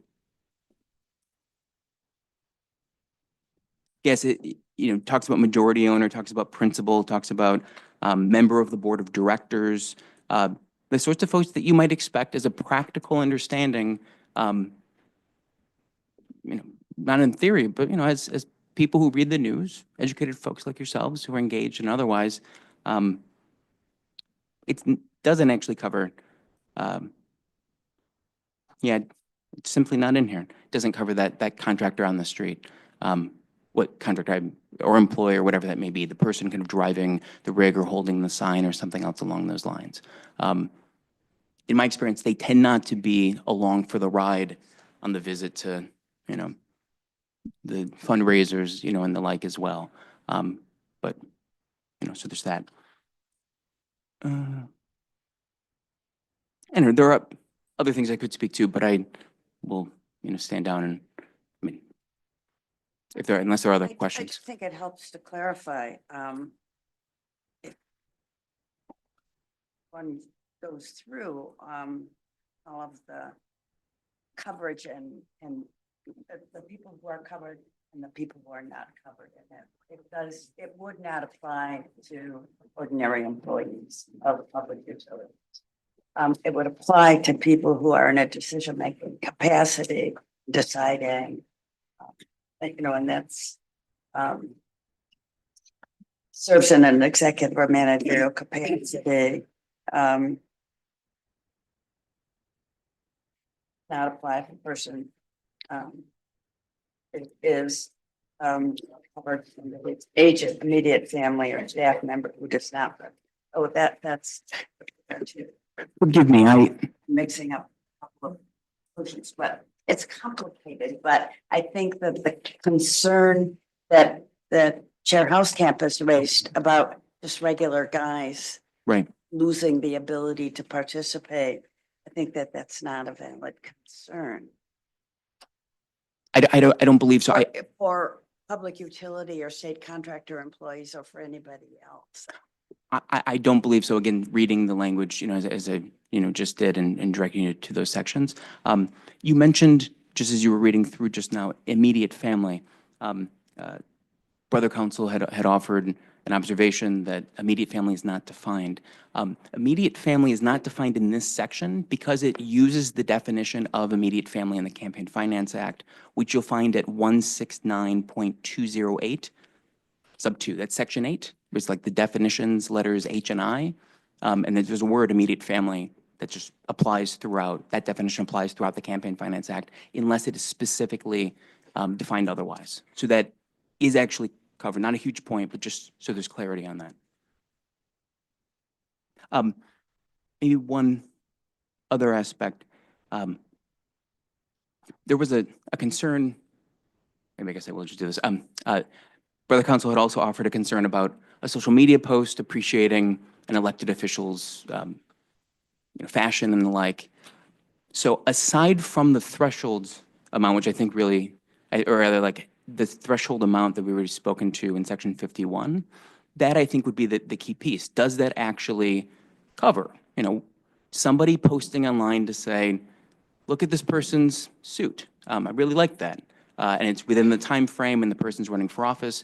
Does that trigger it? I'd suggest no, because I don't know that the social media posts have never even, I know some people who that's their business. A single social media post as described is not $500. And if you're then spending money to boost your social media post within that time frame, maybe it's not just a social media post. I don't know. So that's one thing. Lastly, I think at the moment, the Brother counsel also offered a question regarding a fundraiser of a nonprofit and a mass mailing. Mass mailing is included. That's true. And the $500 threshold might trigger that. Spending out like a large fundraiser, you might spend $500 to print out the cards and other things and do that within the time frame of the election. The section there that I think is beneficial to look at the specific language. So that's section 5. Section 5, sub 4 is where we introduce the term electioneering communication. And so I think the example that was given was, maybe there were a couple examples. There was the nonprofit. There's also the concern, and for a moment I hope that's not what it says. So the concern that a county clerk wouldn't be able to send out AV ballots. And I think the reading was something like electioneering communication means public communication by way of, mass mailing. And then moving on to sub A, that references a clearly identifiable candidate, check. And then it says, and this seemed to maybe not be elevated in the same way, but I wanted to elevate it so you have that clarity. It says and is targeted to the relevant electorate where the candidate appears on the ballot. The Secretary of State shall promulgate rules defining the meaning of targeted to the relevant electorate.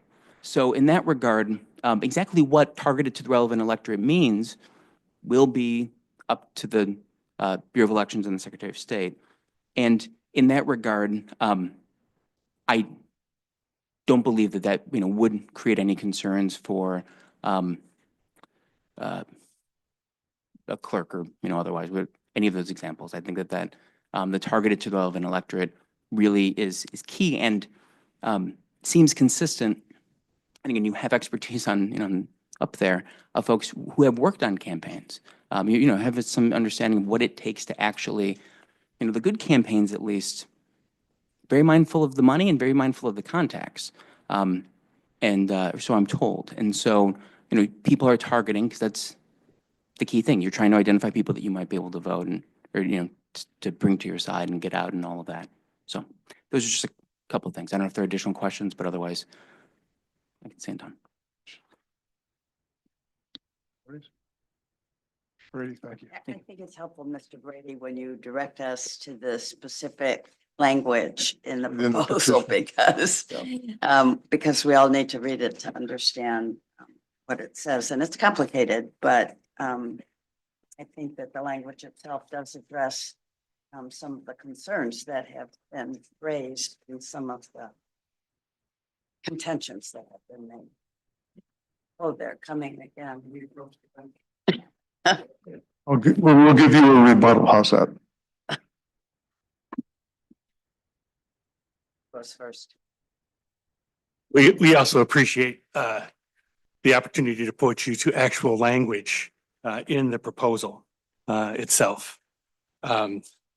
So with regard to your original question relating to the recommended summary from Mr. Keating, I think there is language, as Mr. Brady indicated, on page 4 in section 51, but I'd like to point you to all of it and get you exactly at the issue raised by Mr. Keating. So there is the existing prohibition for electioneering communications, advocacy communications. If you engage in an independent expenditure of $100 or more right now under current law, you're obligated to report those independent expenditures. The threshold is increased for those purposes to 500, but in instances where 2 or more people pay for the expenditure, I'll point you to sort of mid-paragraph, right? So the report of that independent expenditure, has to include the name and address of the person, to whom it was paid, and the name or address of the person filing the report, together with the name, address, occupation, employer, and principal place of business of each person that contributed $100.01 or more to that independent advocacy communication. So if you have a group of folks, anyone that pays $100 or more, all their personal information is going to be reported.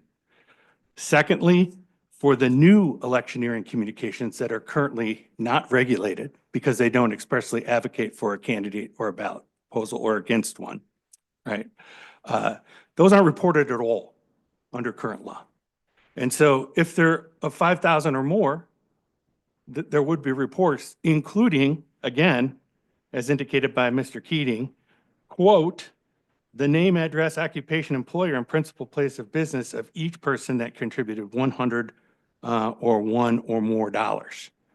So those folks would have to report, and it would be public information, all that information. So the statement is correct that you read, Chairman Hauskamp, for Mr. Keating. There would be expanded reporting under this proposal of folks that spend $100 or $101.01 or more for new forms of electioneering communications not currently regulated or reported. I don't know, Eric, is there anything I'm missing on that one? No. I think then next, the question was raised, well, what about other folks, right? And I think the language that was missed in regard to the prohibitions. Now, this is the prohibition on activities. As you mentioned, government contractors, road contractors, utilities. Yes, it applies to officers and their immediate family, owners and their immediate family, which is important for small businesses. Any sort of an owner in a small business that might otherwise do these things may now be prohibited because the owner owns 5% or more. But most importantly, it uses the phrase agent of either the utility or the government contractor. Well, I don't believe that's a defined term. And so undefined agent can mean a lot of persons. It's just someone who's authorized to act for someone else. So the flag person that has the stop or go sign on the one-line road you went by, they are authorized to act for that road contractor. A meter reader is authorized by a utility to go onto someone's property and act as their agent in obtaining information relating to things. We don't have a good definition of agent. That's the term the proposal uses. So that's why Mr. Doster and I have repeatedly indicated that when you reference these new prohibitions, right, that you need to reference not just the utilities and the government contractors, but other people and organizations, whether they're related or connected, because that's what the text of this proposed law actually does. It's an inaccurate summary if you fail to indicate that. I'd also note with regard to reporting immediate family members, How does state government enforce that? Right? I'm a campaign. How do I know someone is an immediate family member of an officer of a business, or I don't know. I have no way of knowing. Well, the state dealt with this before when they prohibited political contributions from persons with an interest in a casino supplier, or their family members, right? And they figured out in order to enforce that, so campaigns and others could know who's prohibited or not, because I have no way of knowing who the immediate family member is of an officer of a government contractor if I'm a campaign. They created a registry database, right?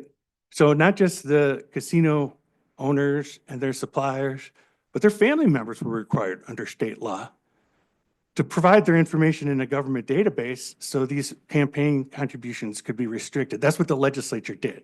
Now, Attorney General Kelly said, hey, it's unconstitutional to apply this to family members, that prohibition, right? But those are the sort of things that will happen, right? If these amendments to the Campaign Finance Act are enacted, right? And you can say, oh, well, maybe the legislature can fix that. It's a much tougher task with an initiated law. To amend an initiated law in the future, it requires a 3/4 vote if this is approved by the voters, right? So it's important for folks to understand this now, because the highest threshold our Constitution applies to change a law would apply if this is put before voters and approved before voters. That's why it's so important to accurately advise them of the scope of individuals that may be affected and the scope of individuals that may have their private information included in public reports. I had three rebuttal points that we just heard. The first was in a question to Chair Housecamp about the subcontractor, or is what I'd interpreted to be the subcontractor, and who's implicated by this proposal. According to the Department of Technology Management budget, there are approximately 905 state government contractors that would be prevented from making contributions and these charitable donations under this proposal. But then you have to add to that all of the subcontractors of those contractors that also have, a lot of these are like $5-10 million contracts. And then you have to add all the subcontractors, okay, and that are at least $250,000 annually. Then, of course, all their principals and agents and whatnot. And then you add to that any entity that received a dime, because remember, the standard is from the utilities or the contractors, whether they finance another entity. So they give a dollar to the Red Cross, and now these people are impacted by these provisions. And then you add in the agent. We talked about the meter reader, and now you're talking about these initial 905 state contractors is the tip of the iceberg as far as all the people that are implicated by this prohibition. I have never applied for a state contract in my life, and I never, as sitting here right now, can honestly say I never intend to. However, because I'm an agent of a state contractor, I am now prevented. And I wouldn't have known that I certainly wouldn't have known that by reading this proposed summary.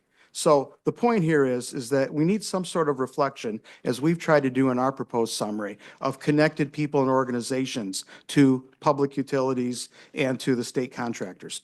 The second point here is, campaign ads, again, these are not just campaign ads. When all you refer to is a clearly identifiable candidate or ballot question, it's not just campaign ads. It's grassroots lobbying. It's charitable invitations that are sent by mass mail. I mean, there's a whole plethora of communications that are not just campaign ads. So to the extent that this proposed summary wants to limit these restrictions just to campaign ads is just false and certainly misleading. And the final point I'd like to leave you with was my unintended consequences crazy example.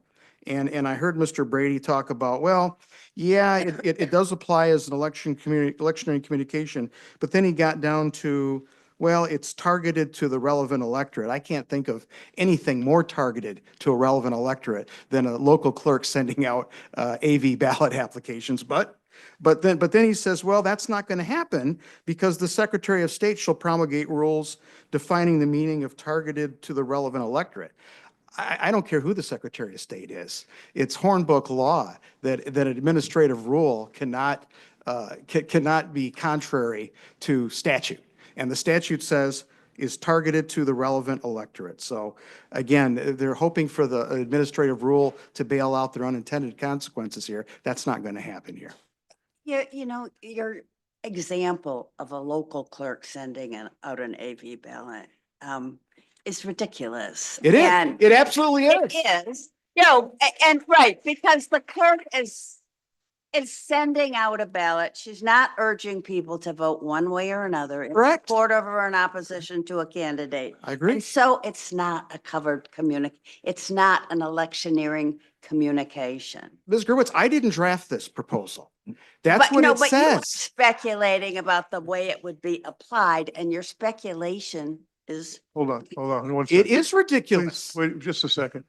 Will the audience please, no applause and please no comments. But that's the point. It is a ridiculous example. It's the text of their own proposal. We didn't draft this proposal, Ms. Gerwitz. This is what it says. Do I agree that this is ridiculous? Yes. Is this an unintended consequence? I would certainly hope that the proponents of this proposal didn't mean for this to be covered. But I don't invent, you heard Mr. Brady himself. He's hoping that the Secretary of State's going to adopt an administrative rule contrary to statute to bail him out of the unintended consequence. So he admits that in fact this is covered. So yes, it's a ridiculous example. That's the whole point why I mentioned it.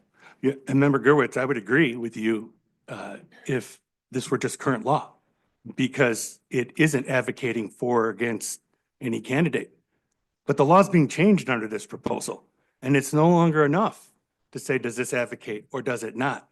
It includes the name of a candidate.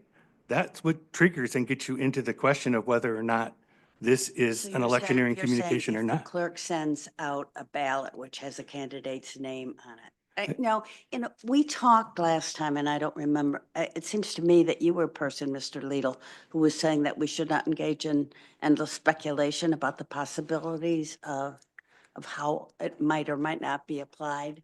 And obviously, if there is a change, and if the campaign finance law were expanded, as the summary says, that there would be questions about how that expansion applies to this communication or that communication.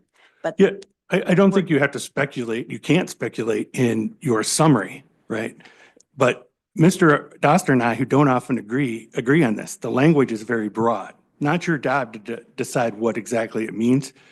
But our point to you today is that it's inaccurate and misleading to say it's just a campaign ad, because it includes communications that are much broader than what anyone in common ordinary meaning would understand to be a campaign ad, right?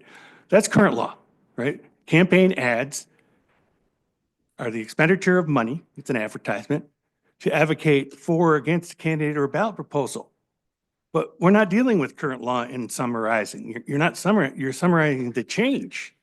And the change is this much broader concept of an electioneering communication that can be triggered simply by including the name or image of a public official or candidate for office. Mr. Doster and I regularly advise clients from a pretty broad spectrum of the population as what exactly are we required to do or not do.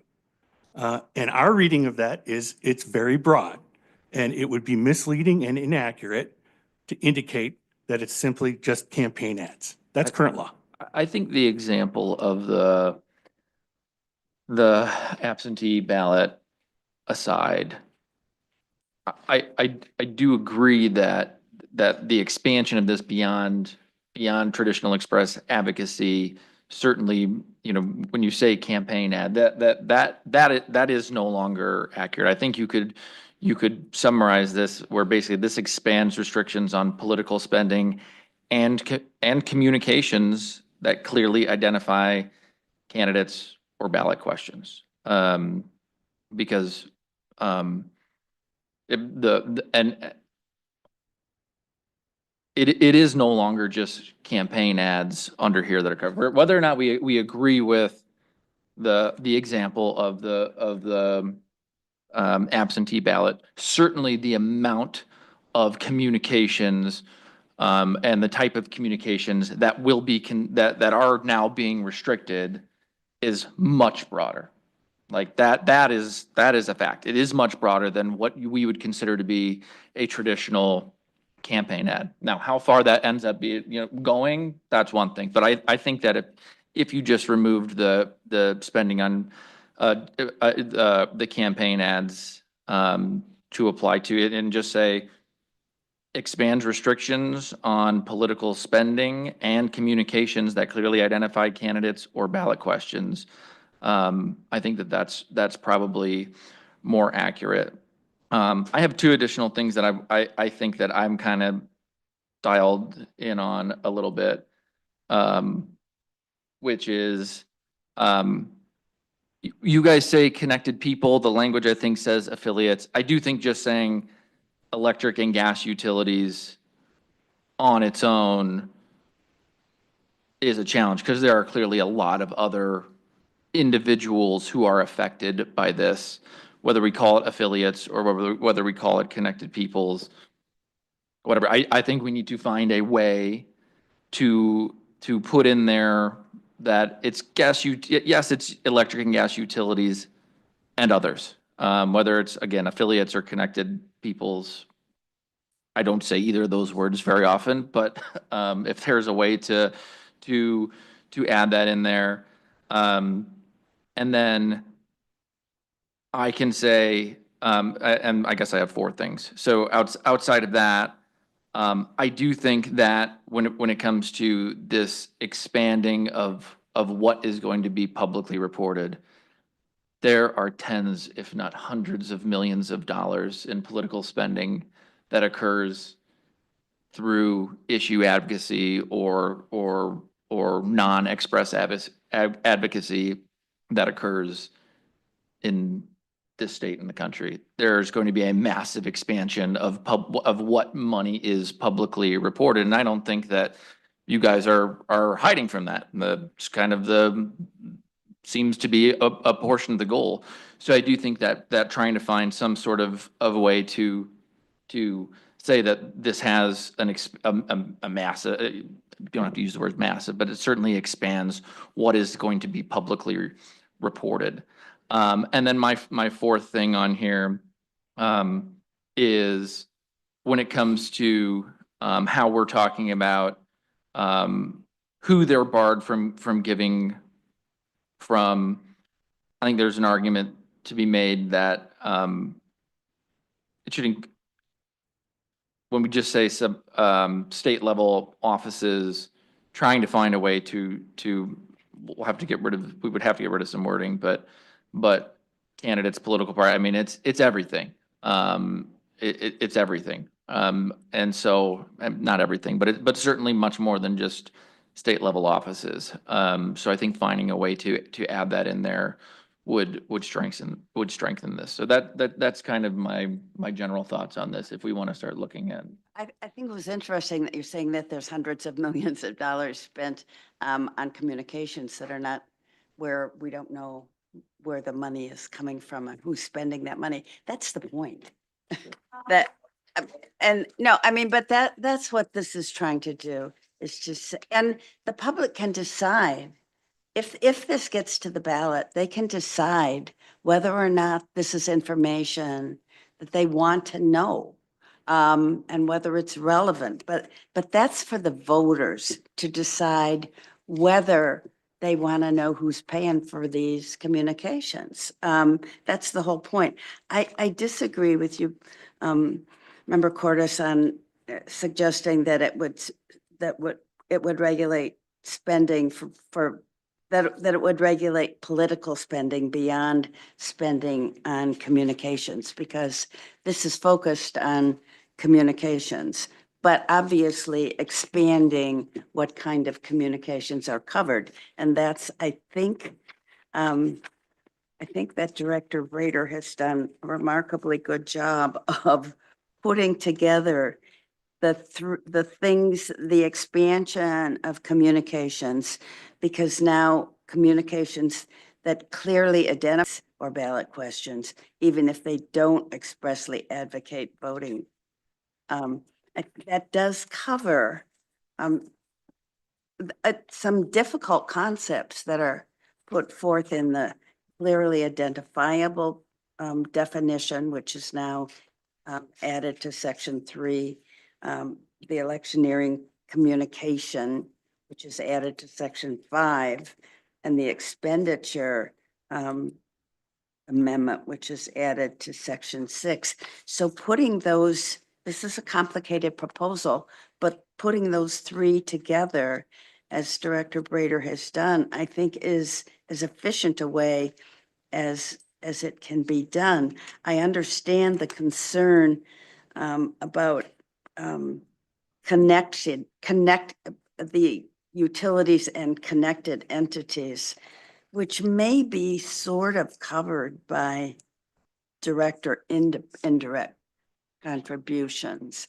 I mean, that's at least arguable. If they are prohibited from making contributions directly, they can't do it through others. That would be an indirect contribution, which would be prohibited, quite apart from whether we are specifically identifying all of the sort of indirectly connected people, directly or indirectly connected people who could be making contribution. Point here is that we have got 100 words to describe a proposal which addresses 3 separate and distinct, and each of them fairly complicated amendments to the campaign finance law.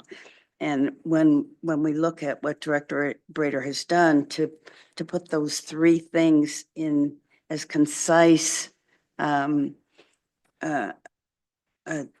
description as he can, I think he's got it. And I just don't know how some of the things that you're suggesting could be added. I don't know how you fit it in there. Well, if I could come back to what you're saying, and I agree that communication, what my argument would be is not necessarily eliminating communications that clearly identify candidates or ballot questions, even if they do not expressly advocate voting for or against them.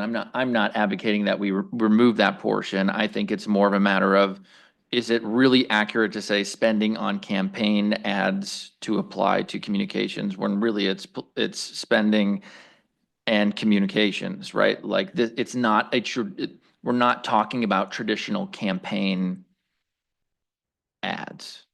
We're talking about Larger universe. a much larger universe of communications. This goes back to the free speech. You're talking about anything that anyone would utter or post or reflect. You're talking about reaching out into what is now this internet landscape. But you all are exposed to that. You see that. The lines that used to exist between somebody going out and hiring a printing company to make poster cards and mail them. That's yesterday. This is about communication, no matter where it happens, if I'm reading this correctly. That is correct. Okay, We're so- happy to provide suggestions that get you there within 100 words. Well, and the other one here too, and Vice Chair Gurwitz,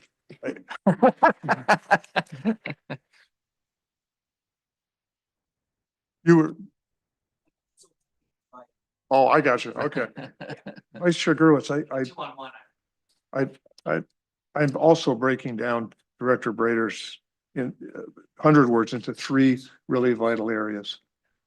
And I'm thinking of who the people are that are going to be asked to sign this petition or consider it. And a lot of the voters of Michigan are going to be the people. So to me, a big part of this comes down to the section that addresses how this is going to impact the average voter. And I'm still going back to the fact that the net effect here is a large portion, a much larger portion than you're willing to admit, of the voters in Michigan, I think, are going to be disenfranchised from being able to participate, to contribute to candidates. When I go down to the section about, especially about contractors for the state, I'm hung up on that. Because you're saying here that I mean, we have to point out the fact that they're not going to be able to, you're going to have people who can no longer support a candidate underneath this petition. And I think we have to bring that out to folks. And go back to the 250,000 a minute. Contracts from the state, even whether they're 250, whether they're 10 million, we live in a component-based society. We live in a society where you may get a case in point, you may get a contract to be involved in maintaining a government building. It may not be your company that directly initiates all that work. You may put that out to bid to contractors that are parent and children teams. You may put it out to people where it's a two-person operation. When I read this petition, every single one of those people is impacted by the wording of what's in this petition. Every single one of those people is going to be impacted in what they can and cannot do when it comes to the next election season. When I read words like certain groups are prohibited from supporting candidates, certain groups are prohibited from supporting certain pieces or opposing pieces of legislation. It isn't just the board of the directors of DTE that's going to be impacted by this. It's the people like John and Paul who have a little two-man business. It's my neighbors. Sure, go for it. Okay. It's time to switching here. That's your neighbors. I think you're wrong, but We spend our lives that way though.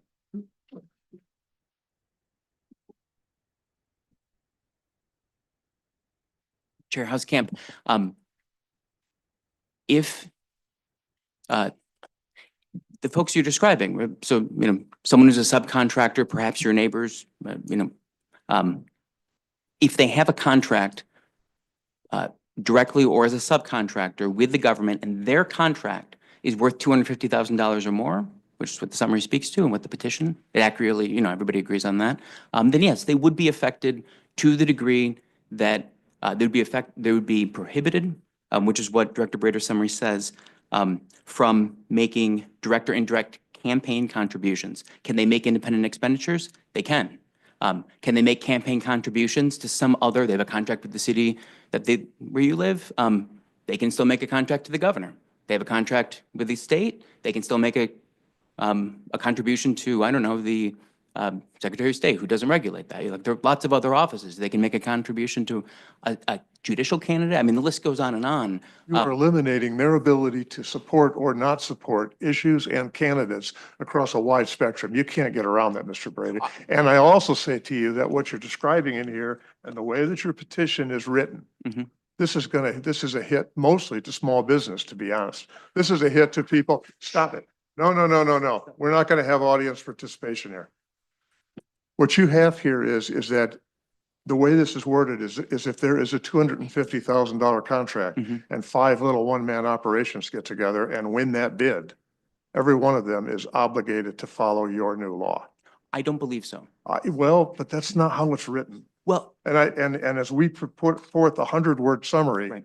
I think it's critical that the people that are being asked to sign this are aware of the fact that they could be one of the groups that's no longer going to be allowed to support their local choice in a senator or their local choice in a congressman or a representative or their local choice for proposal X.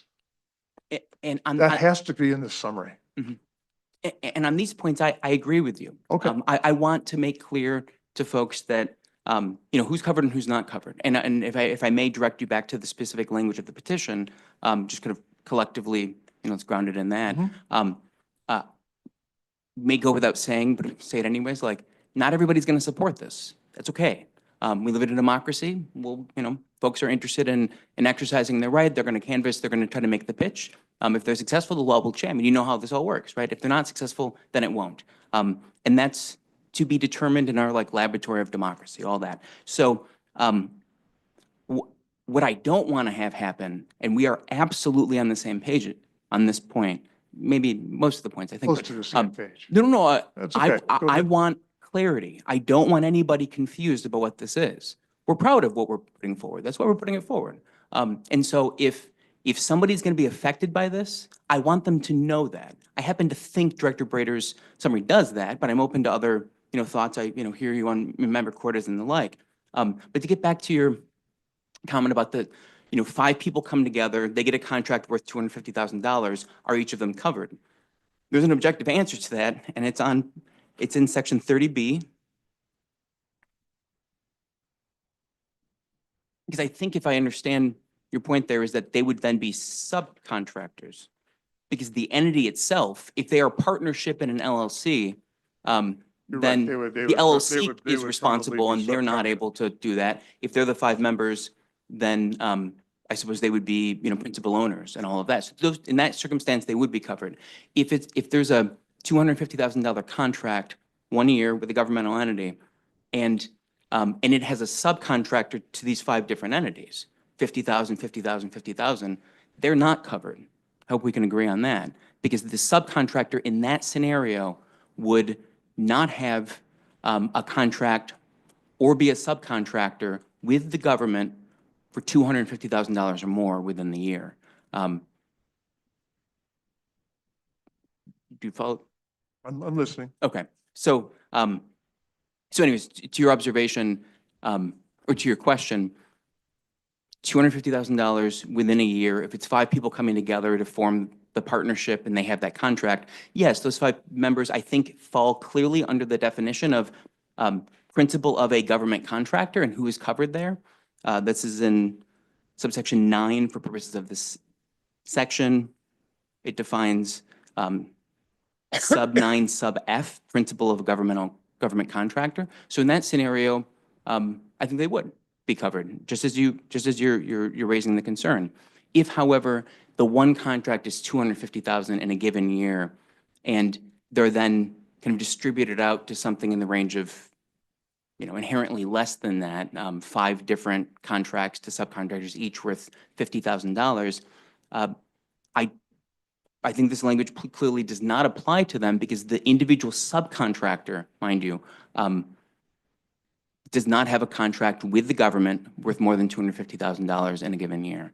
So that's, I hope, providing some I clarity. understand how you're answering that. I understand exactly what you're saying. I'm not sure we disagree. My point is still, I believe, and I believe Director Brader, you did a beautiful job. I love your writing. I always love to read your writing. I think, though, that the focus of this 100-word summary, at the very least, we have to rearrange it so Sure. that it right up front lets people know that there is a group of voters. They could be included, their family could be included, who will no longer be able to participate the way their neighbors do. And that's exactly what you're putting in this proposal. Some people will be able to write checks and contribute to whoever they want, support whoever they want. Some people will not. I have a trivia question for you, though, before you ask your question. Here's a what if. So go to the utility companies a second. So you have a utility company that in here is now prohibited, if I'm understanding, from supporting a candidate, correct? Prohibited from supporting a campaign, a public utility?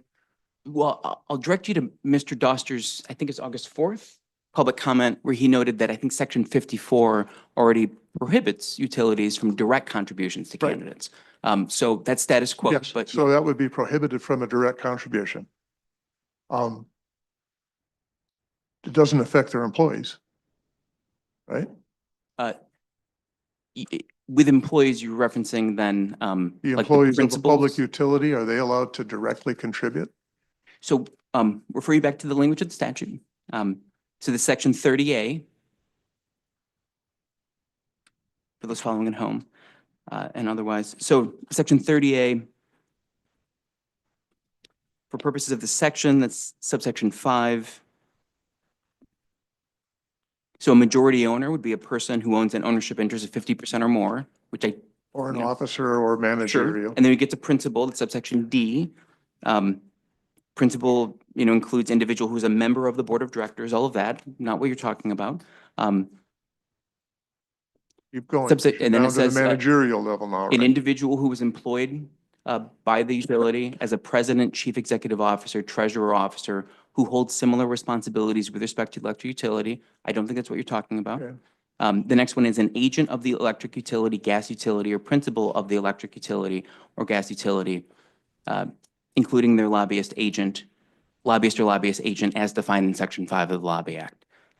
So I read a piece in there too about somebody on a managerial level. Did you miss that or did I miss it? why, so the list goes, I think that's all of, that's everything for the definition of principal. There's staff member though, and staff member includes, that's in subsection E, an individual who during the prior 2 years has been employed or served in an executive or managerial capacity. So this is your, I think you've landed at where you wanted to go. So managers and white collar workers in effect are prohibited, but staff member, anybody below a managerial level can still contribute.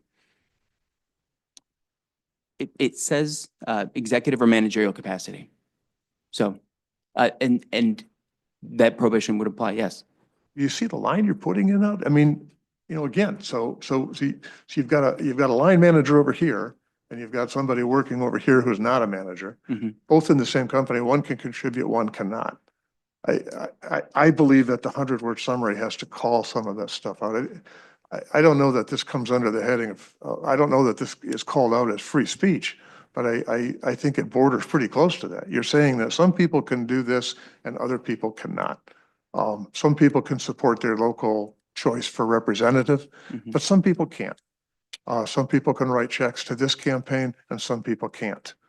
And I think that has to be, that has to be an enormous part of this 100-word summary, because that's going to impact the people who potentially will sign this petition. I hear you on that. I'm open to certain, ideas along those lines. I don't disagree or oppose, the concept that you've raised.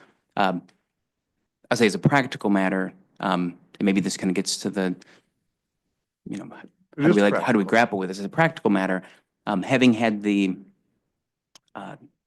good fortune of serving in leadership roles, I suppose this doesn't really matter. It's maybe an explanation as to the rationales behind it. And I told you that that's not really relevant.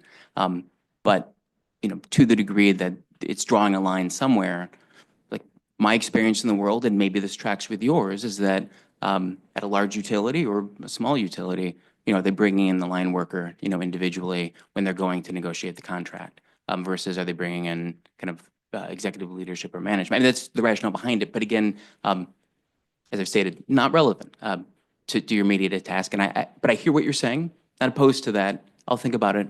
Welcome your ideas. This kind of goes along to this way of thinking again, kind of probably going to repeat myself here a little bit because, and when we say prohibit electric and gas utilities, again, they say connected people. But really, I think that what Chair Housecamp wants to, I don't want to speak for him, put words in his mouth, but it is more than just the entity, right? It is connected individuals or connected senior individuals to that entity or the contractors who are barred from giving. Yes. Yeah. I think the language of the petition is clear in that regard. Yeah. In terms of my understanding from the prior statements from Director Brader was that he was trying to capture that through the words indirect.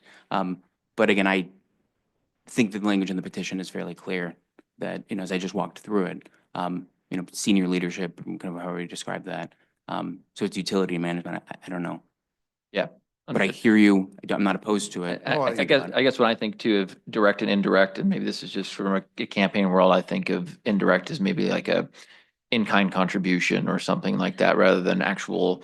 I don't interpret it direct or indirect as a corporation versus an individual. That's not where my head goes, but I understand the rationale. And then I have one question for you too. This kind of goes back to my first issue with whether or not we use the word campaign ads rather than just communications that clearly identify candidates or ballot questions, even if they do not expressly advocate. I mean, your goal in this is the expansion of what sort of communications are regulated, right? Plainly, yeah. Yeah. So I guess that's more what I'm getting at is it's not just the campaign ads. It is a myriad of communications that are not currently covered that are now going to be covered.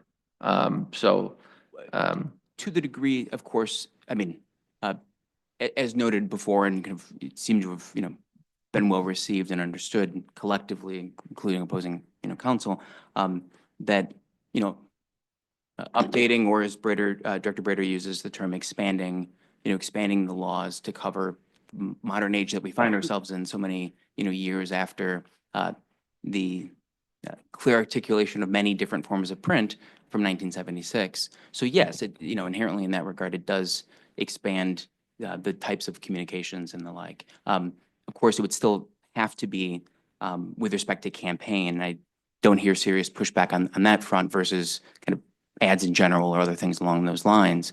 We are talking about campaign ads. We are talking about, all of that. And then, even, I don't mean to interrupt, but even you said something along the lines of, if it was an invitation that isn't necessarily campaigny in nature, but maybe it's got a tinge of it, right? Like when we're talking about it, an invite that might go out with a candidate's likeness on it, that is not specifically a campaign ad, but maybe utilized to help build some name ID or some awareness about that particular candidate, right? I believe I did reference it. Someone else, brother counsel, opposing counsel had raised that as an idea. It resonated with me, frankly, because of my experience in politics and as a voter and someone who gets called for fundraisers, is that I've seen exactly that kind of thing happen. Maybe you have too. But there are clever lawyers who do their job well, who understand exactly what the rules are, and they comply with the law. That's exactly why people go to them, and as well they should. So this is an effort to change what those laws are, along those lines. And so could it cover that? Like, maybe, but I also know from experiencing, and maybe you've seen this, maybe you haven't, that happens. People do that intentionally. So. Any questions for Mr. Brady? Thank you for your time, sir. Thank you. So Director Brader, I've been busy drawing while we've been listening, but you've got 3 sections that you've already identified. Your first section in your 100-word summary, going down to in support of voting for or against them. Your first section deals with, in effect, new restrictions on campaign finance or on campaign communication. Yes. That's fair. Then you have this joiner piece in the middle. I'm going to call it a joiner piece. You have this piece in the middle that says prohibit electric and gas utilities from making direct or indirect campaign contributions for state level offices that regulate them. And I see what you did there. That's a really elegant way to take the first section and the final section. And the final section you've got really deals with this whole idea of contractors or companies who are doing business with the state, and their ability to campaign, their ability to participate in campaigns. Is that? I would say that utilities and contractors, I might say, are like 2A and 2B. So section 1 would be expanding the restrictions, regulations on campaign spending, communications. Section 2 would be utilities 2A and contractors 2B and the limits on them. And then C would be, or 3, sorry, would be the internet ad stuff.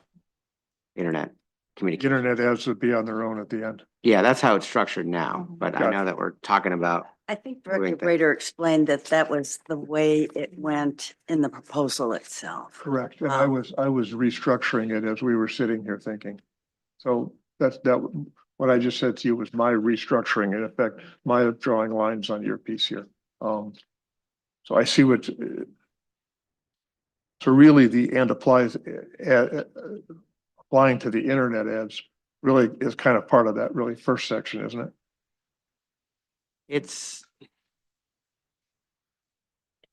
There's some similarity in the sense that both the expansion, restriction on communication spending on campaign communications, and also the requirement that the disclosure of who paid for communications also applies to internet ads or internet communications. Those are separate parts of the Campaign Finance Act that are being amended, but they do both apply to everyone, as opposed to the utilities contractors provisions, which apply only to utilities and contractors and however else you want to describe that universe of people. And so, go ahead. Take a shot. Your concern about, and I understand it, about the people making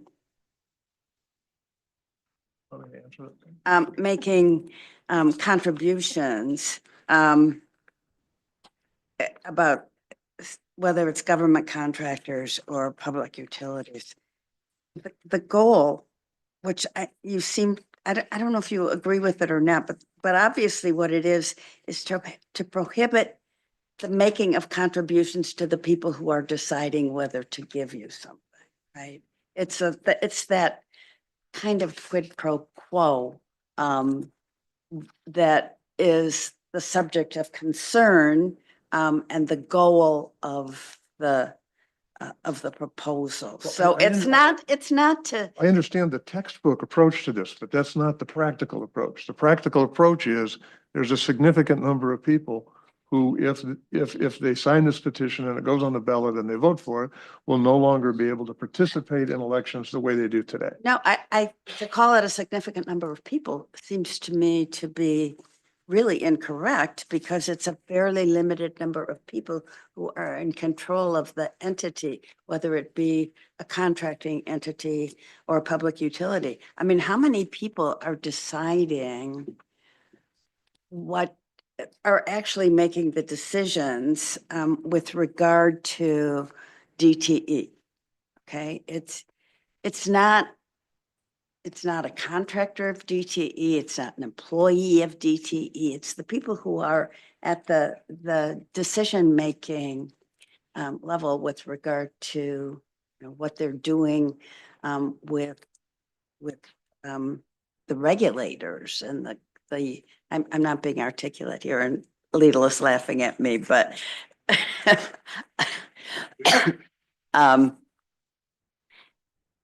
clearly it's the buying influence that is the goal. And there are not, your neighbor or mine who works for DTE or consumers is not the person who is going to be precluded from participating in elections or prohibited from making contributions. It's the guy who's really involved with running the entity. I think it's not that crystal clear though, and that's the problem I've got. That's why I kept focusing on the contractor side. Mr. Doster, you're shaking your head no at me. Well, yeah, I want to be careful that we don't. All I'm gonna say I wanna- is agents. The word is agents. Okay. I know, I get it. what Ms. Gurwitz is saying is that the people at the top, but that's not, the proposal doesn't stop at the people at the top. By including the I know. term agents for both Cover the public mics. utilities and public, and for the government contractors. The- I'm sorry. Well, you're getting close enough. Anyway, I made my. I got it. Okay. So here's even regardless of how we describe agents, there's still this girl, Vice Chair Garrett, you very conveniently put all of the executives of DTE into that bubble. That's great, except that I still think that's why focusing on the contractors and the subcontractors. I think that if you've got a road contract out there and you've got 5 very tiny little companies who all might get a $50,000 commitment from the company they work for or the group they answer to, this is not as cut and dried as a small group of people who are influencing politicians and we want to stop that money flow. That's not what this is about. This is about a lot of people who are small business people who are involved in team efforts to try to win business. That's really what you're cutting out here. And I don't even mean just cutting that. I'm saying that we have always, as a board, when we get a 100-word summary, we have always, I think, tried to look at how do we not disenfranchise anybody's voice, anybody as a voter, not their vote, and by extension, not their voice. And I think that this does restrict that. And so I think if we're going to put that, if we're going to write a 100-word summary, or we're going to have a 100-word summary, we should tell the voter right up front, this could impact your ability to support your favorite candidate. This could, I'm sorry. no, go ahead. I have a question for the attorneys. You know, I know there are a lot of organizations, businesses that have political action committees that are funded by regular employees. They can throw in, you know, $20, $50. Would this prevent utilities from having those political action committees that average workers do contribute to? Would this restrict unions from contributing? Member Cordes, the answer to that is an unequivocal yes. Because under section 30A of their proposal, I'm sorry, I'm going to it here. They have it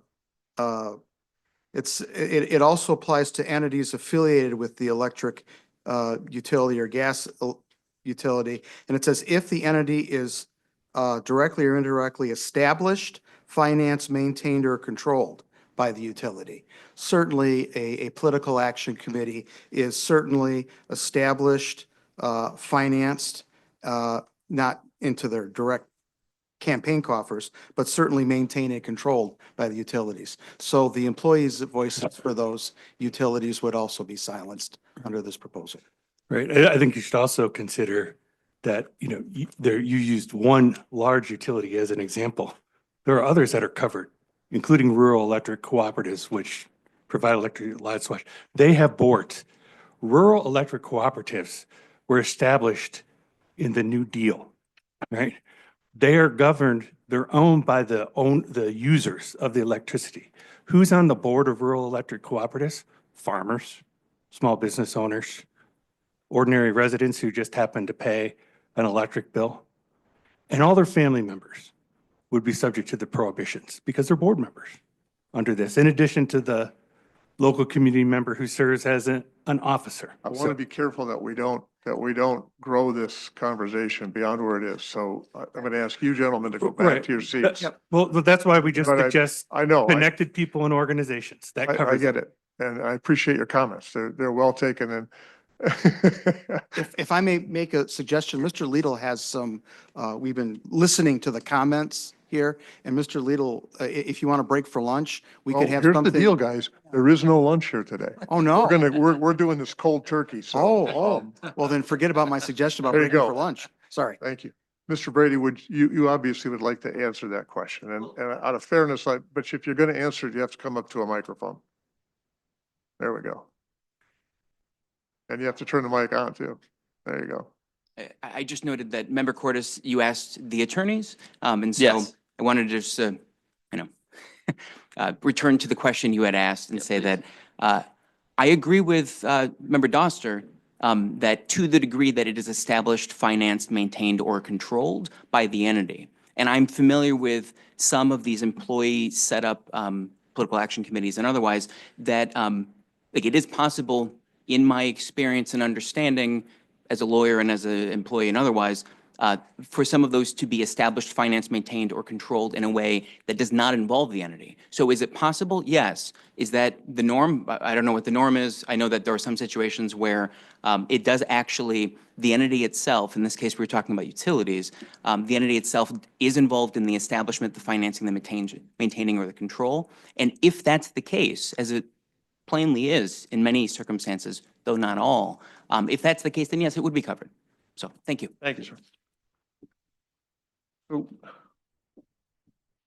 Mr. Director Brady. What I'm hearing, so trying to narrow down to the things that I think are ultimately going Please to help. be most important in getting a summary approved here. So I still think my summary's fine.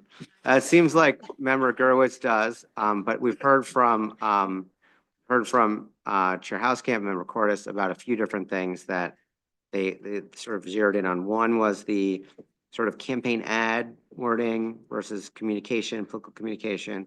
One, and probably the one discussed most extensively, is kind of the idea of connected people or people in organizations, sort of adding a little bit more heft to how people understand the contractors and the utilities. Another one was kind of going back, specific mention of disclosure of donors or people who public disclosures for spending being expanded.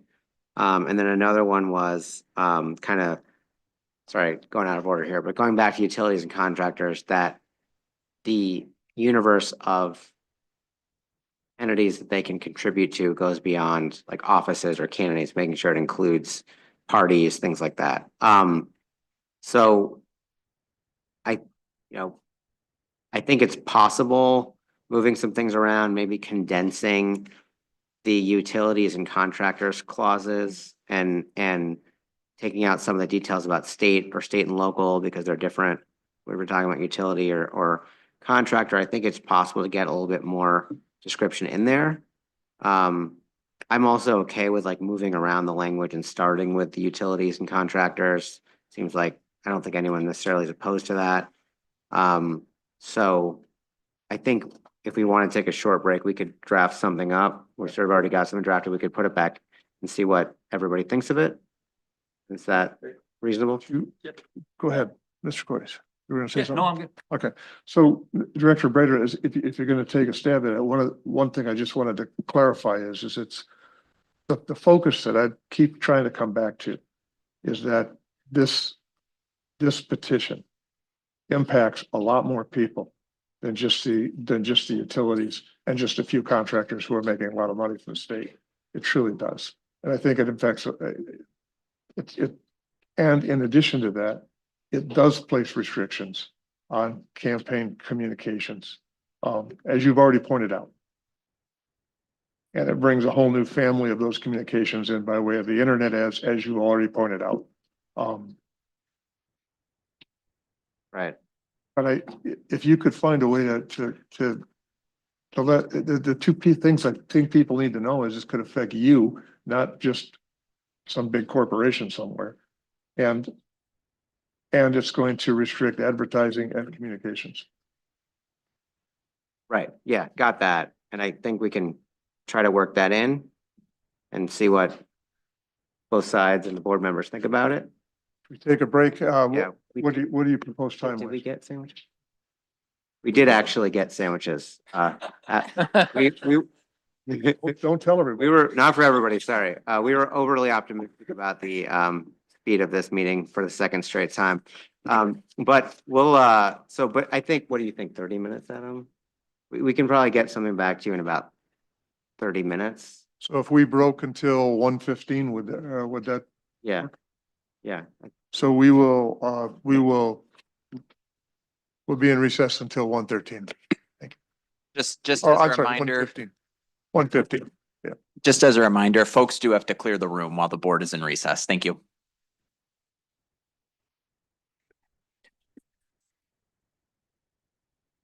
So.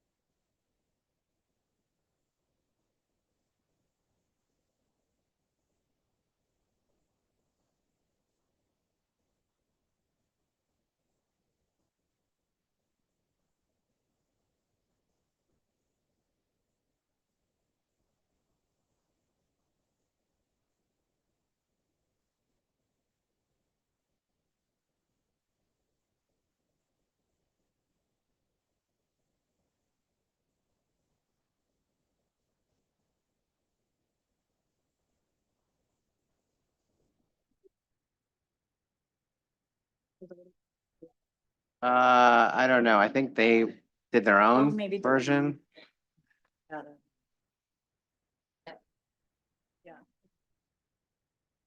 Okay, It's well, an edit to their edit, yeah. okay, well, we can talk about it.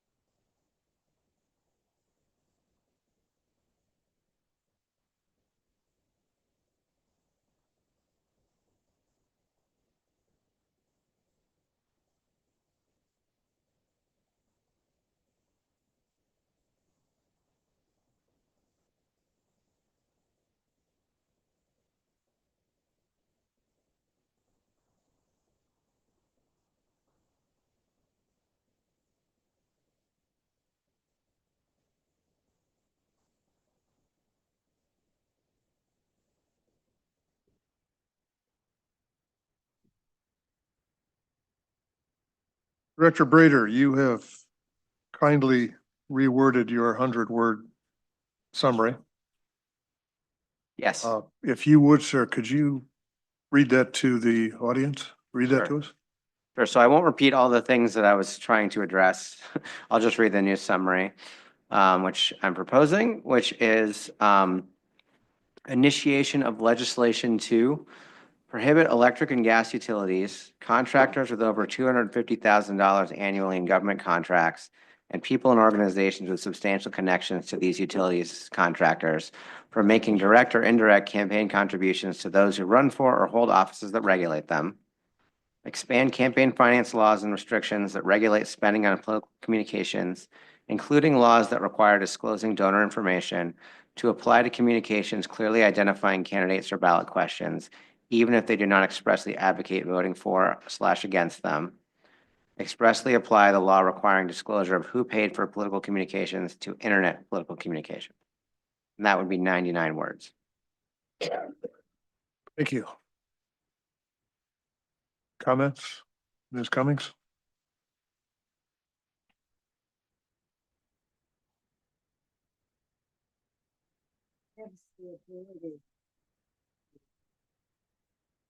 For detail, add this thing about.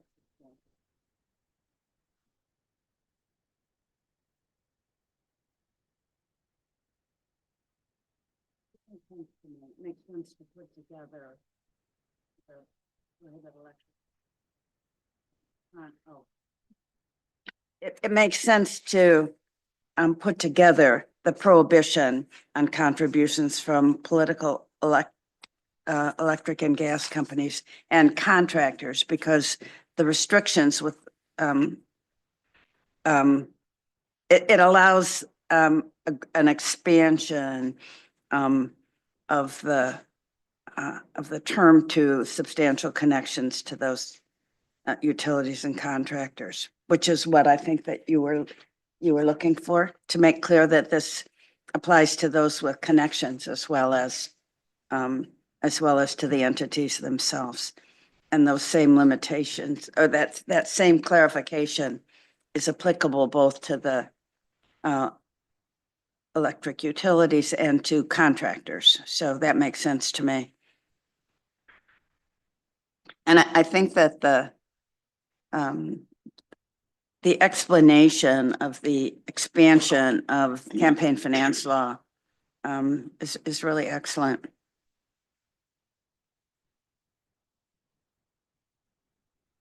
Mr. Cordes.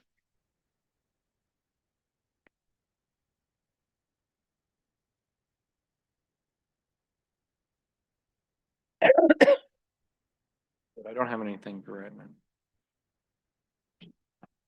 Are you, I'm still just reading. But I certainly think that the changes that I'd advocated for are taken care of in here.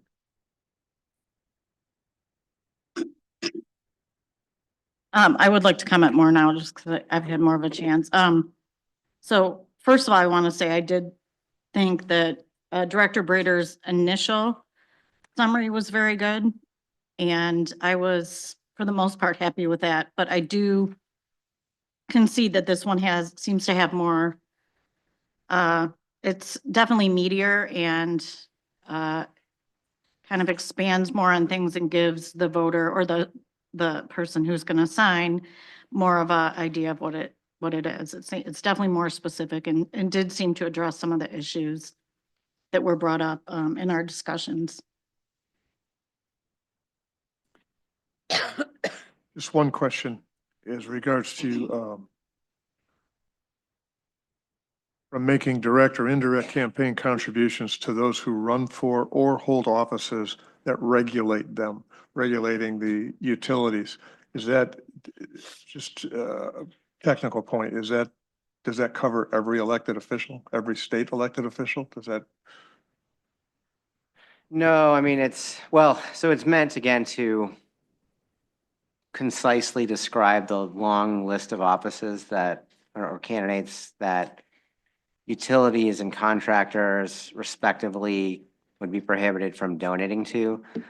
The lists are different depending on whether you're talking about utilities and contractors, which is why I initially structured it. And that, because of that, and because of the fact they're in sort of different subsections of the proposed initiated law, is why I listed them out separately. I think the biggest, for utilities, it is state level officials that they're prohibited from contributing to, but not all of them, like not Secretary of State and one or two others, some of the other commissions, but several other state level ones. And then for the contractors, it is, I think it includes a different set of state officials, but then it also includes local people running for local office if they're within their jurisdiction. So that's impossible to all explain concisely. But so I took out references to state or local just because I was condensing this definition. But whoever you are, again, the idea is the purpose of this is to prohibit the contributions for those that are regulating you. So that is how that is now structured. Could I make a request that you just that you keep what you've got there, except that you remove the words "that regulates them" and just put a period after, or put a semicolon after hold offices? The concern I would have with that is that you're not prohibited from making contributions to all offices or all candidates. So that regulate them was meant to describe the subset in a, admittedly not legally precise way. I do think there needs to be some accounting for the fact that it's not every single office. And, the other way that sometimes we've approached doing that is to say certain offices or some offices. But again, going back to that point of if you say some offices or certain offices, then that invites the question of, well, which ones? So I'm certainly open to different phrasing. I do think that the way I have it is an attempt to describe how the list of offices or people who are running for office applies to each entity respectively that is prohibited from making some of these contributions.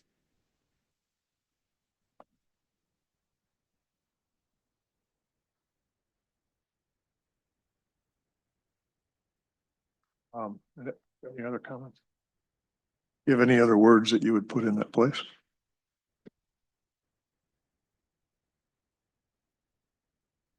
I can think about that. I can't think of something offhand. I'm not even, and I'm not sure that that's a showstopper. I'm just asking. I think that limitation is really necessary because otherwise it would really limit them even further, which I think you don't want to do.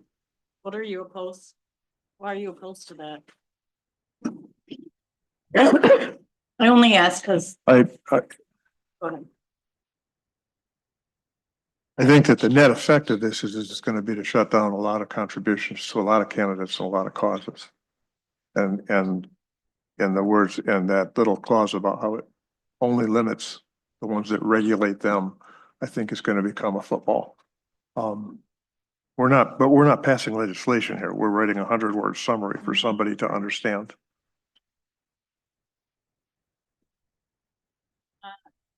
Not for, they can still give to other candidates as long as they're not holding office that regulates them. So it does seem necessary. So the real net effect is if you get elected, try not to get onto the Public Service Commission. Is that the, okay. Although I don't think that's an elective office. Are there, That's where you can get appointed next. yes, The Board of Canvassers for the Public Service Commission, right? I might not have that much runway left. Okay, do you have? I don't know. Anybody else with changes to this or? And you know, I want to suggest that I don't want this to turn back into people coming up and as we've talked about. Litigate this down Okay. to the. nth I level. appreciate that because we're going to be here all day. I'm prepared to make a motion. Mhm. Are you prepared to entertain? If somebody wants to offer that, I would, I don't know that we're gonna, I do, before we make a motion, I will acknowledge the fact that we have had counsel present us with an alternative.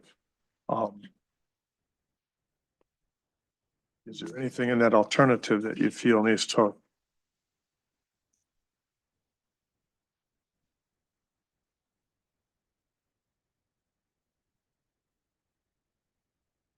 Anything in here that you would change to go with this?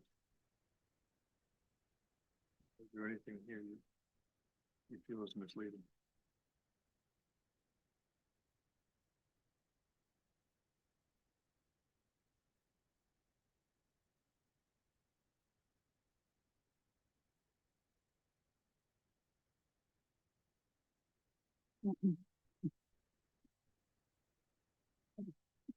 Different, but I don't either. I think it's similar.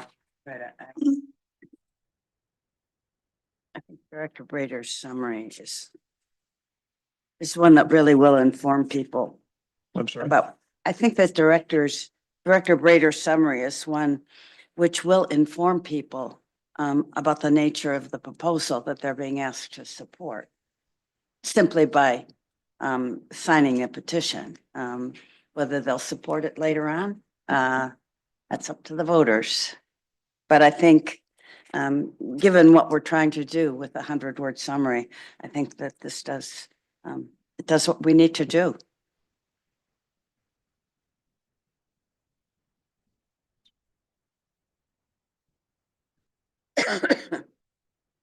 I'm going to,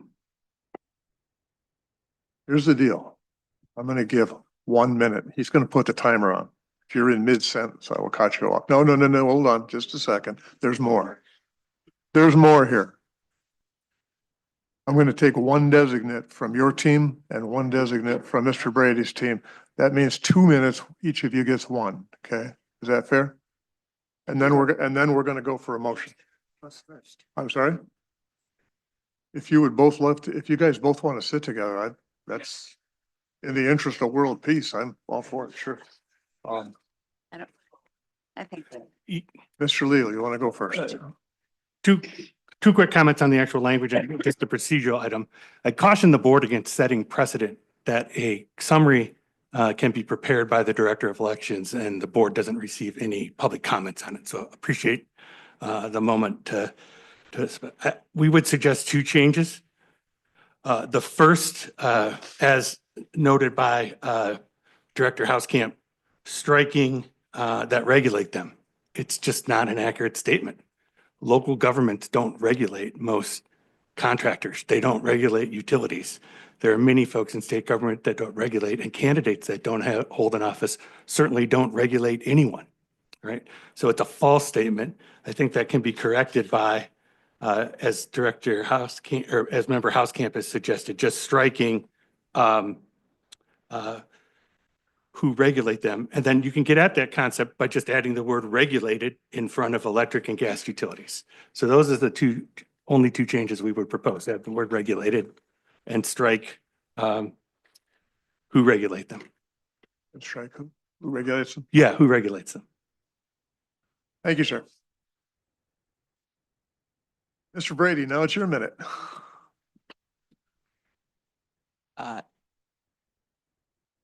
I liked the summary earlier with the edits that I shared this morning. I think Director Brader's amendments this afternoon seem to reflect all of the feedback that you had offered. So I share that assessment.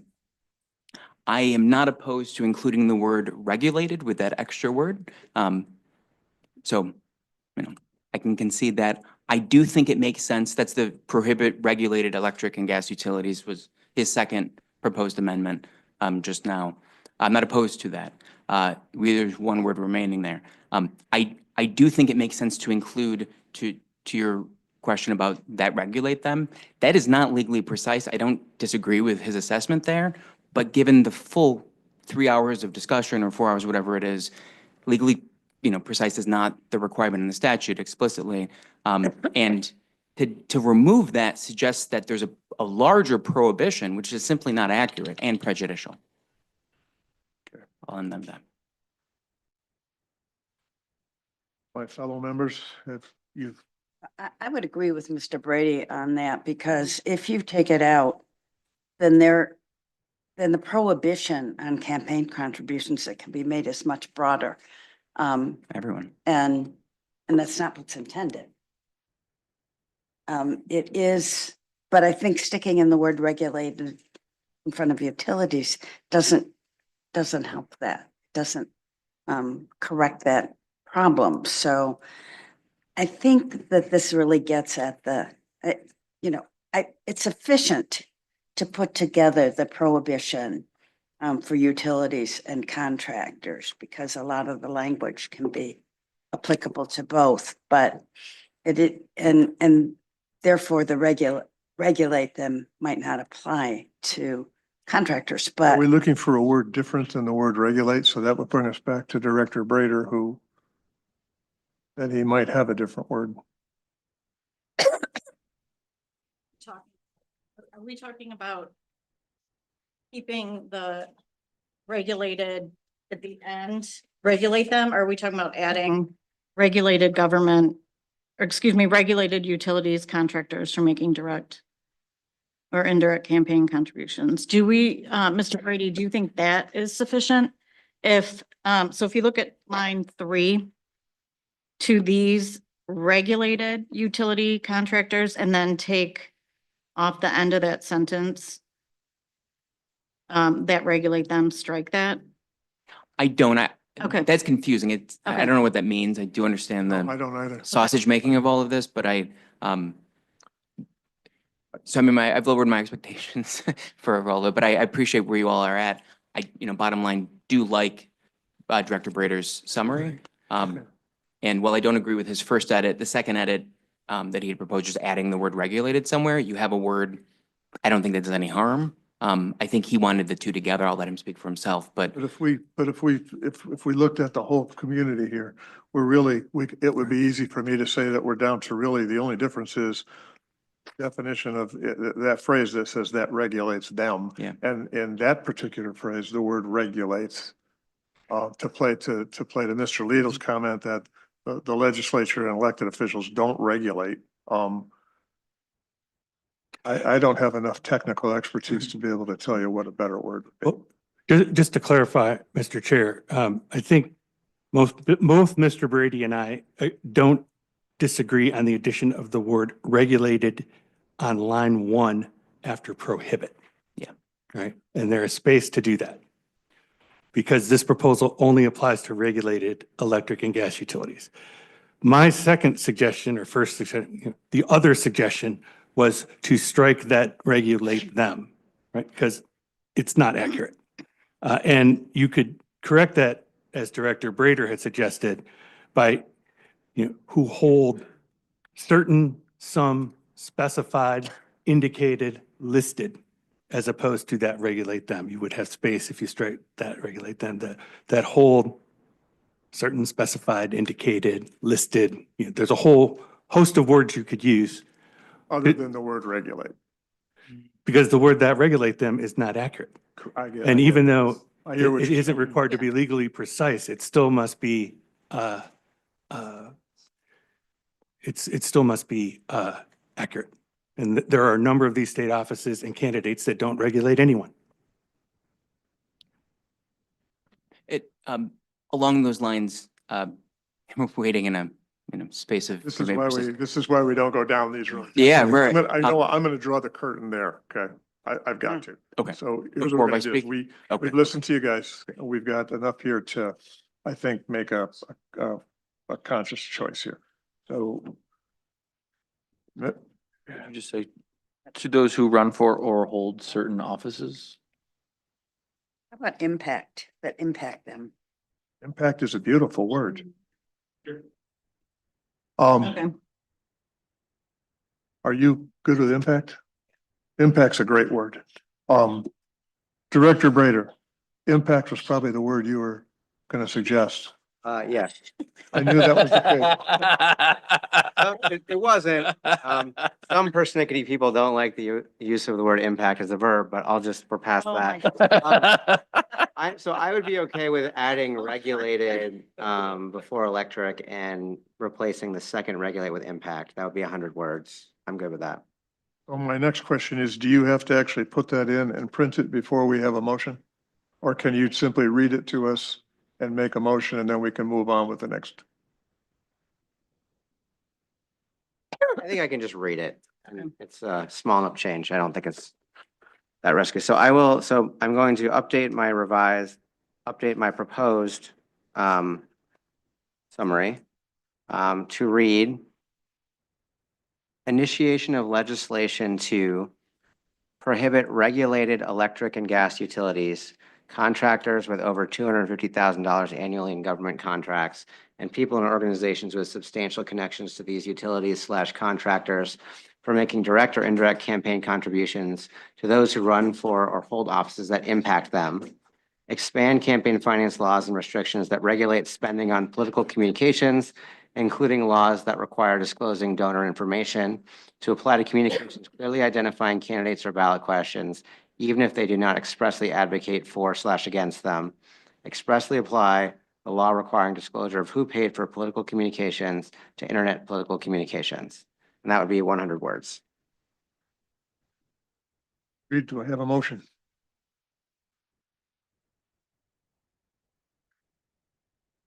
I move that the Board of State Canvassers approve the summary of the purpose of the proposed initiative petition sponsored by Michiganders for Money Out of Politics as drafted by the Director of Elections and presented by the Director on August 22nd, 2025. Support. All in favor? Aye. Aye. Passed. Nicely done.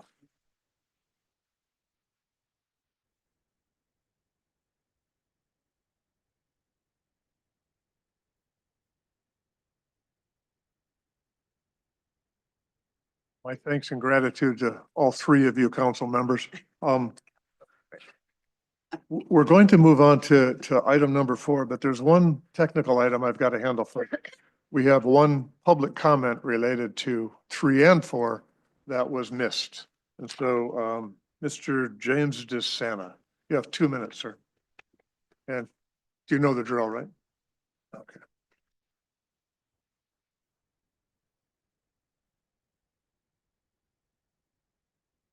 Thank you, Chair Housecamp, and thank you to the board for allowing me to speak today. I'm State Representative Jim DeSana. I'm a firsthand eyewitness to the power of monopolies and government contractors in politics. I see millions of dollars spent for a single legislative seat that pays $71,000 per year. The swamp, as I like to call it, is chock full of people who stand to benefit financially from the decisions of state legislators, and they are not donating to candidates out of the goodness of their heart, or even in a case of an aligned political ideology. As an aside, I believe that only citizens and they alone should be able to contribute to political candidates. The revenues gained by these monopolies and government contractors are, after all, taxpayer dollars. We as elected legislators have the ultimate power to establish the laws and rules and regulate these entities. It seems to me to be patently unfair that we allow millions of dollars to flow to candidates that are a direct result of these exclusive monopolies and government contracts. Being an advocate of the people and someone who believes in the complete transparency of government, the public deserves an even playing field in the political arena. This funding should be restricted, and our citizens deserve to know how political candidates are funded. I urge you to approve this petition. Thank you very much. Thank you, sir.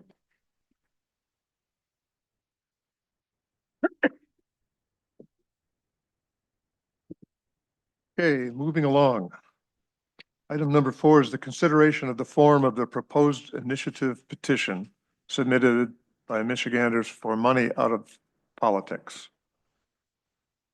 Mr. Brader, Director Brader, Yes, Chair Housecamp. So this is a, that wasn't your two okay, minutes. no, I mean, feel free to give me a time.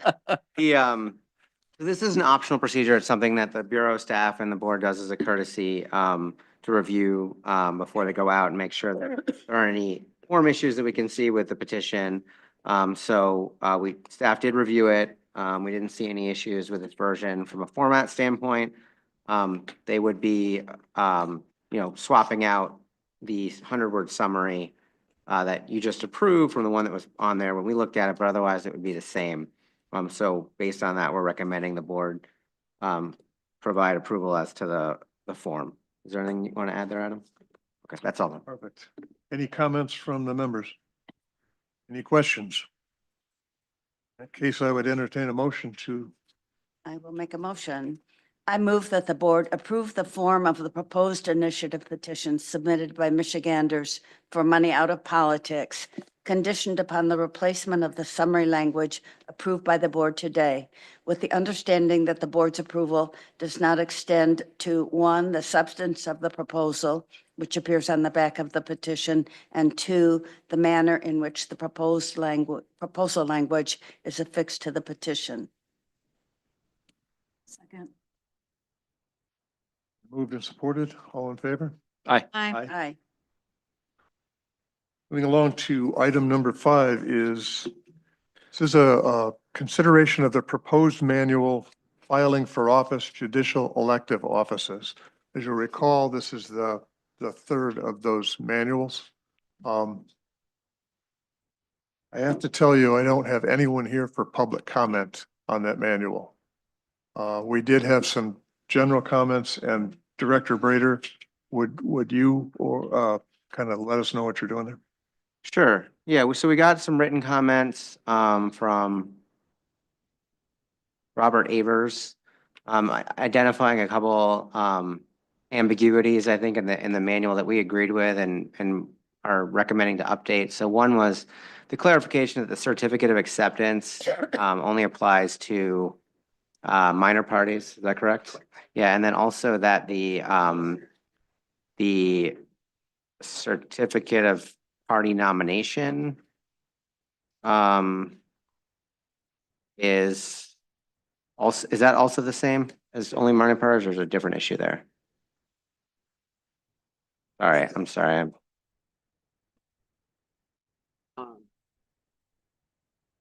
Yeah, go ahead. Just go ahead. Yeah, so we added, oh, I see. Yes, right. There's a definition. So one is about the certificate of acceptance that judicial nominees have to submit. We, there's a clarification there that this is only for minor party candidates. So we are recommending adding that clarification. And then also, about the certificate of party nomination, just adding the clarification that if there's a sitting Supreme Court justice that's filing for election without party nomination, they don't need to submit that. So this would only apply, if you have a party nomination. That's usually the case, but not always necessarily. So we made a couple of edits to clarify that. Appreciate those flags. There's also a request basically for a red line version of the manual. We can't really do that because oftentimes we're like moving sections around, or we're taking a chunk of language from another manual and adding it into here because people get confused and they have to look at two different manuals. And one of the things we're trying to do is replace the need for somebody to read one manual and then refer to the other manual on that apply to petitions generally. So I just don't think it's really practical to do that. But we did add, in response to that request, a paragraph beginning listing out the changes that were made. So hopefully that will be helpful for people. So those are the changes that we're recommending compared to what was posted. Anything you want to add, Adam? The only thing I would say is the same as the other manuals. We're not recommending substantive changes to process procedure or anything like that.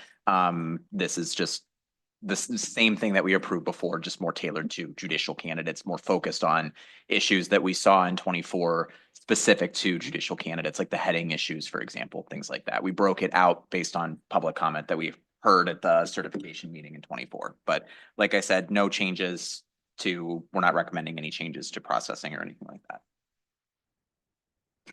Director Brader, have you, the updates, the changes, the corrections that you made to the manual that we're voting on today, is the revised version of that what's available on the web right now?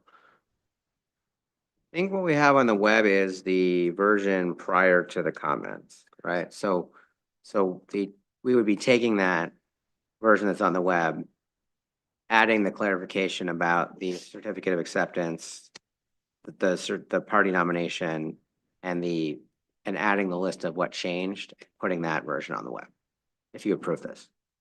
Okay.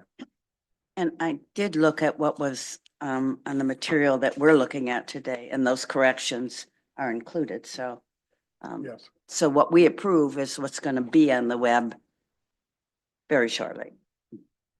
We in effect have a version that we are approving that the public has not seen. Is that correct? It's correct. I guess that's the soft question that I was trying to. Yeah, I mean, they have not, I have described the changes we're going to make. No, I'm okay with that. And that's good, Yeah, just to make yeah. sure we're all clear on Yeah. that. And then you will post that after the meeting today. Right. Okay. Are there comments about corrections, changes about the manual in any way? I think the manual it is improved and will be really useful because the judicial candidates have to cross so many T's and dot so many I's, and this should be very helpful to them. And maybe it will even eliminate some of the issues that came before us. Yes. It caused yes. us so much It might. difficulty, right? Yeah, so, right, they'll all do it right. There's one other thing I just want to note before you make a motion, which is there's also an appendix, Appendix B, which lists basically the office listing and including the status designation of office, whether it's an incumbent position or not. That list is always in flux because, it depends on when a judge resigns or if the governor appoints somebody. So we will be regularly updating that essentially. Is that correct, Adam? Well, yeah, without bringing it to the board. Like whenever we get a change to a status of an office, we'll just update that document on an ongoing basis, which is what we've done in the past. All right. I would entertain a motion if that's the case. I move that the Board of state canvassers approve the proposed manual filing for office, judicial elective offices with the understanding that staff will update Appendix B as office designations are finalized. Further, I move that the board direct staff to use the procedures described in the manual when processing petitions for judicial elective offices submitted after today, August 22nd, 2025. Been moved and supported. All in favor? Aye. Motion passes. We're on to item number 6 is the consideration of the proposed procedure for circulator signature challenges. Mr. Brewer, I have a slip of paper with your name on it.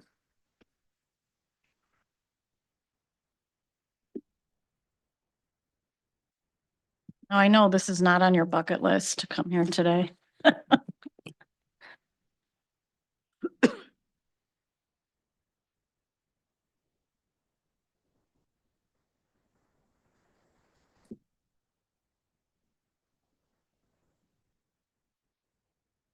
I'm Mark Brewer, an attorney with the law firm of Goodman Acker. I'm here in my personal capacity today. Thank you, Mr. Chairman, for the opportunity to briefly comment. I submitted my comments in writing by the deadline, so I'm just going to briefly summarize them. I think it's great to have the set of procedures, and by the way, I have judicial candidate clients, so thank you for the manual you just approved. I circulated that to some of them, and they were very grateful for the continuing attention to that matter. But on this matter, I think there are 3 changes that need to be made to the proposed procedure. The most important of which is finishing the investigation before this board certifies. The statute under which you operate is quite clear that you have to dispose of all challenges before you certify. That includes challenges to circulators as well as signers. It's also, I think, worth noting that at the last meeting, you discovered that post-certification remedies may not be available. So you may find yourselves, if you don't deal with those challenges before you certify, in a situation where a candidate or a circulator or both violate the law and you have no way to impose consequences on them because of the way the statute is written.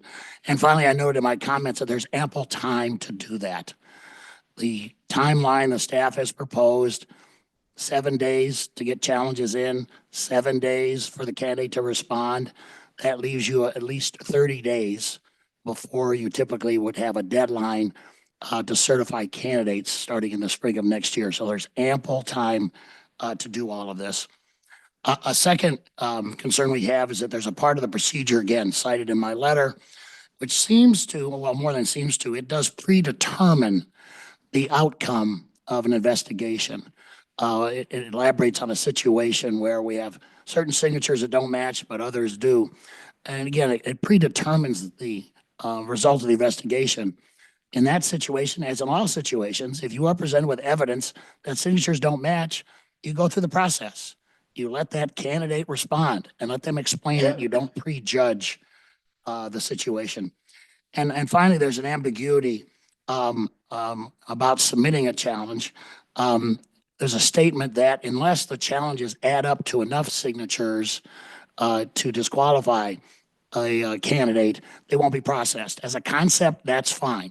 I absolutely agree with that. And I always tell my clients, we've got to get to this number or else it makes no sense to submit a challenge. But that number has 2 components.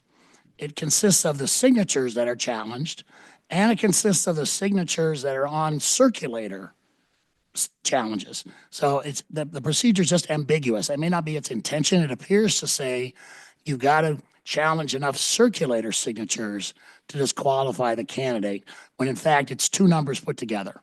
It's the signatures on the circulators that are challenged plus the signatures that are challenged otherwise. And that's an ambiguity that I would ask be cleared up in the procedure. And with that, I'd be glad to take any questions. Questions? All right. Thank you, Mr. Chair.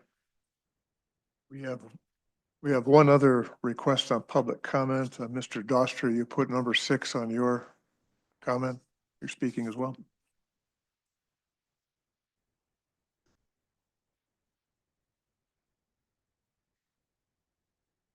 Thank you, Mr. Chair. Eric Doster in my personal capacity today. Before I get to item number 6, I want to thank the board and the staff for item number 3. I know these are long days and a lot of probing questions and whatnot, but there's a lot at stake here, and I just want to say thank you for your public service. With respect to the last matter, when you revise Appendix B, and I apologize, I'll get to 6. My comments will be real brief, I promise. When you revise the Appendix B, are you going to put like a revision date on the appendix? In other words, if I look at it, let's say on August 22, and then it says revised August 21, let's say, I'm talking about the designations on Appendix B now. So I'll know when you've updated it. So in other words, I won't have to relook at, if it's not a current revision date, then I'll know that you haven't updated it. I just want to make sure that that's clear for the members of the public, because I do rely on these manuals and that Appendix B and those notifications. So I just want to make sure that that's going to be part of your process. Yeah, we can make sure that it has a revision date on it. I mean, we Okay. typically have at least a month, but on this issue, I understand we might need more. Yeah, precision. because So, yeah, we Thank can do you. that. We can do Okay. that. That was just a question, clarification for those of us who rely on those notifications. Okay, sorry. As to item 6, just a couple of things. The procedures are getting better, but one thing I haven't heard yet, I haven't heard why we need these procedures at all. Certainly, I understand that according to the procedures themselves, the genesis or the basis or the origin of these procedures came out of the Holiday case and the Cornell West situation. But the court in that case didn't require procedures to be adopted by this board. And I am concerned about unintended consequences of launching into procedures. And so I just throw that out for the board, that I'm not sure that you need procedures. You've dealt with these issues before.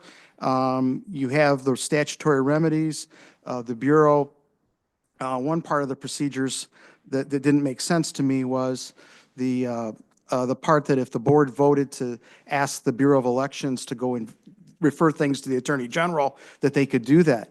With all due respect to the board, this group doesn't need your approval to refer things to the Attorney General's office when you, if they want to refer fraud from anybody to the Attorney General. So I didn't quite understand that part in there either. But at any rate, I guess the bottom line is I'm not sure. I think your manuals address all these things sufficiently already, and I just don't think that the procedures are necessary at all. So thank you for the opportunity to comment. Thank you, sir.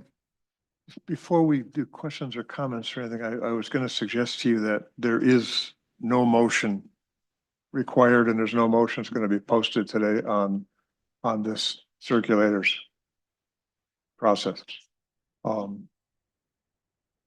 Right, we don't have a motion. I'm confirming that, because what I think we're doing here is we were simply taking public comments. What I would like to suggest to my fellow board members is we have a lot of work to do on this yet before we go anywhere. And so we've taken some public comments. But I don't think that there's any action or anything that we can do or should do today on that. Having said that, Yeah, go ahead. I thought we were pretty close to finishing the work that we need to do, so I'm not sure what you surprised me with that one.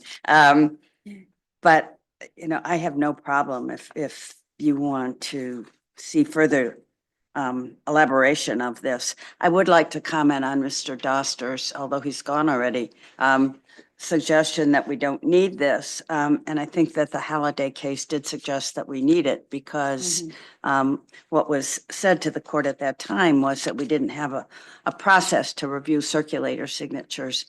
And the court said, that's no excuse. So you need a process, and whether we want to call it a process or a procedure, I think it's something that we need.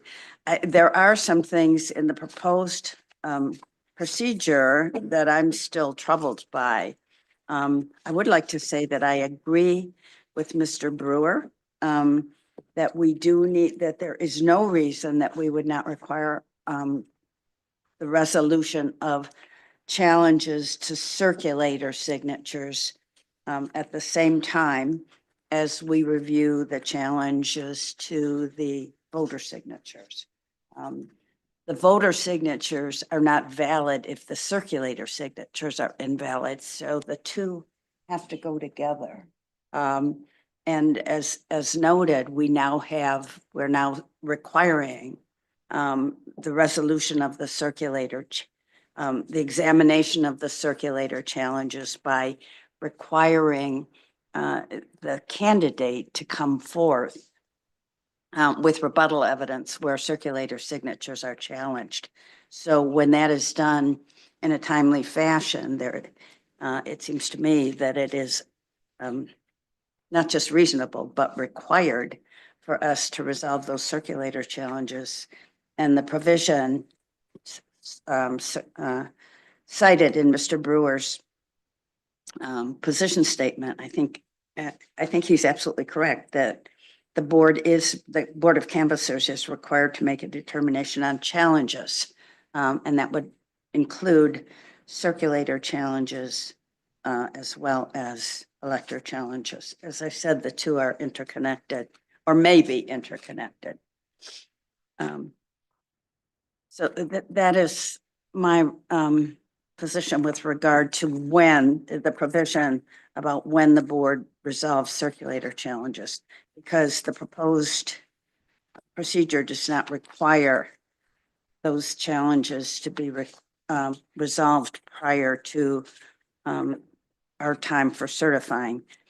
But I also have a question about a provision on page 3 about what happens when the circulator certifies multiple petition sheets and not all of the circulator signatures match. What this says, for example, if the same circulator submits 10 petition sheets and 2 out of the 10 circulator signatures do not match the other signatures, that evidence alone can support a question about the validity of either the 2 that do not match or the other 8. It is possible that additional evidence could be provided, but an inconsistency alone is not enough to challenge every instance of the circulator signature. That is baffling to me. I'm just not sure what is intended there, but and these are signatures that are going to be on sampled pages, right? So we're going to have a petition sheet that has. Oh, wait a sec, you're getting a no on the end here. This would apply to everything, regardless of whether it's one of the offices that we sample or not. Well, if we see on submissions that circulators' signatures differ, that's an indication that there's some forgery there. We don't know, and it may be that none of the signatures belong to the persons whose name is on the circulator certificate.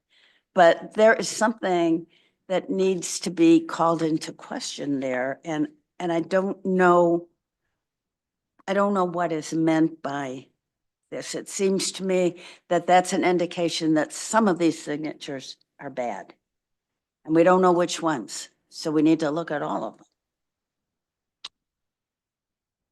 So I think I'll try to take those kind of one at a time. So in terms of when circulator signatures in the boxes don't match with each other, I think what the manual, and we can certainly look at this language and make sure it's as clear as possible. But I think what the manual is getting at there is you don't really know the exact explanation for that, right? It could be that it's just somebody who's forging all these circulator boxes, and that, you know, it's not just that they never circulated any of them.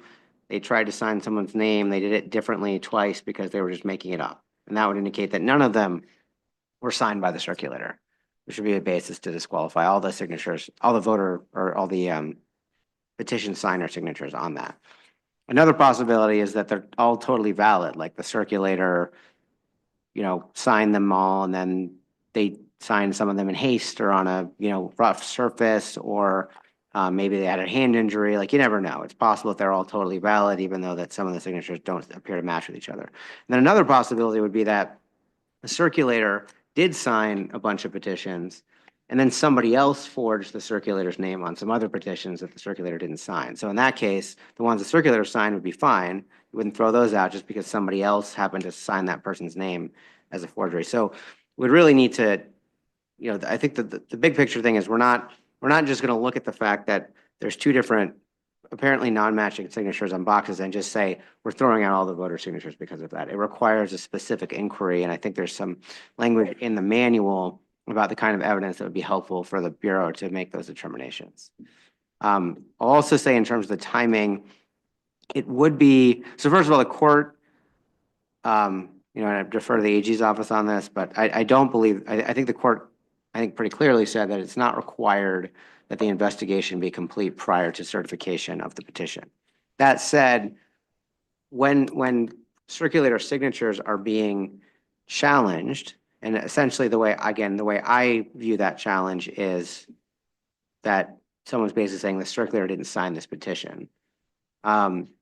We would certainly be aiming to complete that review before certification, but there may be cases where, and we can also look at clarifying this language in response to Mr. Brewer's question or comment, but if the number of voter signatures on petitions where the circulator signature is being challenged are not enough to question, whether there's enough valid signatures, that's not something that we would prioritize completing before certification, because we'd be taking time away from other reviews that we need to do. So I don't think that we should be saying that we're going to always complete all of these investigations before certification, particularly because that may not always be necessary to determine whether the petitions have a sufficient number of valid signatures, irrespective of whatever bad ones there are.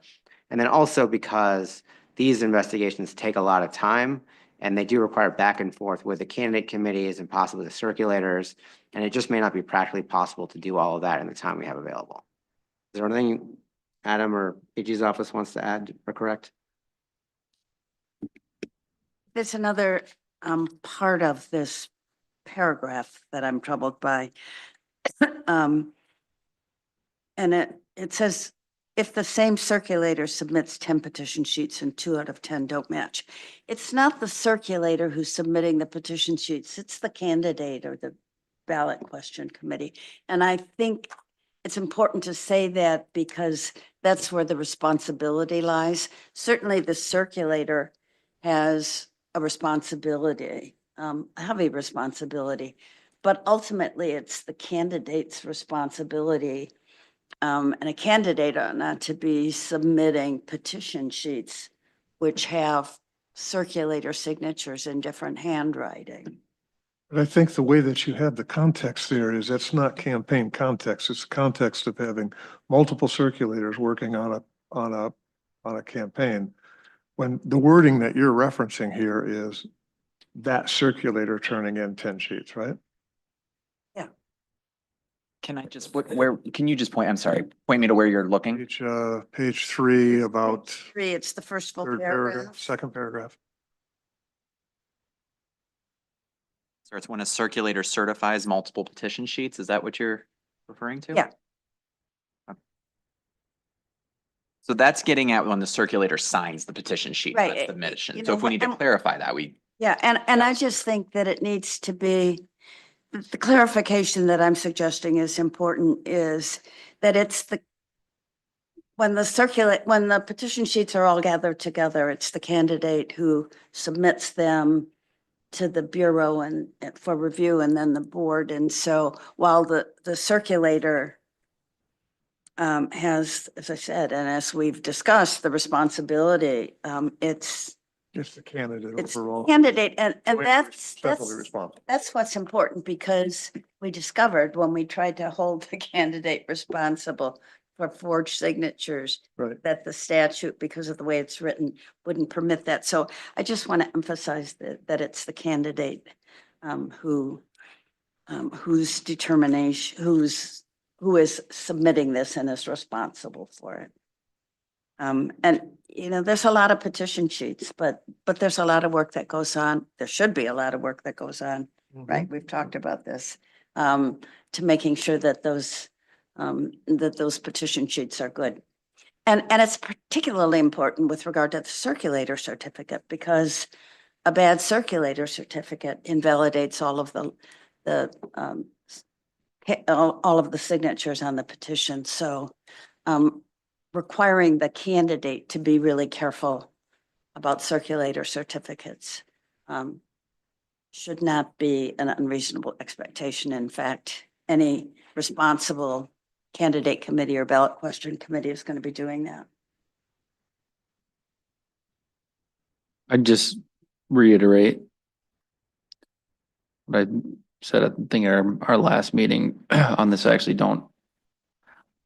I like that this to me reads like the default position is we're not going to throw out all of these pages. And I think that is extremely important for that to be the default position, because again, we're not talking about invalid signers of the petition sheet. We're talking about voters who believed they were either signing something, to put a candidate on the ballot or about an issue, and those people have rights too. And I think that making sure that we do everything that we can to protect those individuals who put their name on that paper in good faith and believe they were going there, we need to, I believe that it is important that the default position be that we're not throwing out mass amounts of And if that's what circulator. If that's what that paragraph that I'm grappling with says, we're not going to toss them all because some of them are bad, then that's fine. But if you have these inconsistencies, I think I that don't the think the next, nature of that paragraph yeah. is not to try to take away the responsibility of the candidate. It is to protect, in effect, okay, you don't toss them all, but but you have some responsibility, particularly if there's a challenge, to figure out which ones are valid and which ones, Yeah, it's- who's the real signator, and Yeah, the paragraph is meant to get at exactly what Member Cordes just said. It's meant to just say that if you are challenging, like if there are 10 that have been submitted and you're submitting something, we're not going to just say everything that you've submitted is automatically out, period. That and just because 2 maybe don't match, that doesn't extend to everything. That you can still submit evidence to say, here's why all of them don't match. Like, that's fine, but we're not going to have that initial presumption to just kind of throw it out, period. We're going to take those next steps and we're going to look at things. So if we need to clarify that, we definitely can clarify that, but that's kind of what that's trying to get at. and the other, the ghost issue that goes with this, if it's worth bringing up, is the fact that unlike a voter signature that you have a QVF record to stand behind to support, if you have 10 signatures or 100 signatures from the same circulator, unless they're from Michigan and in the QVF file, you potentially don't have a sample to even verify that any of those are real, right? That's correct. And that's part of the problem that we're facing as a board right now. And that's why I think we still have work to do. Your points are extremely well taken. They should be incorporated in, but I think it's part of a larger picture. And you guys can disagree if you want to.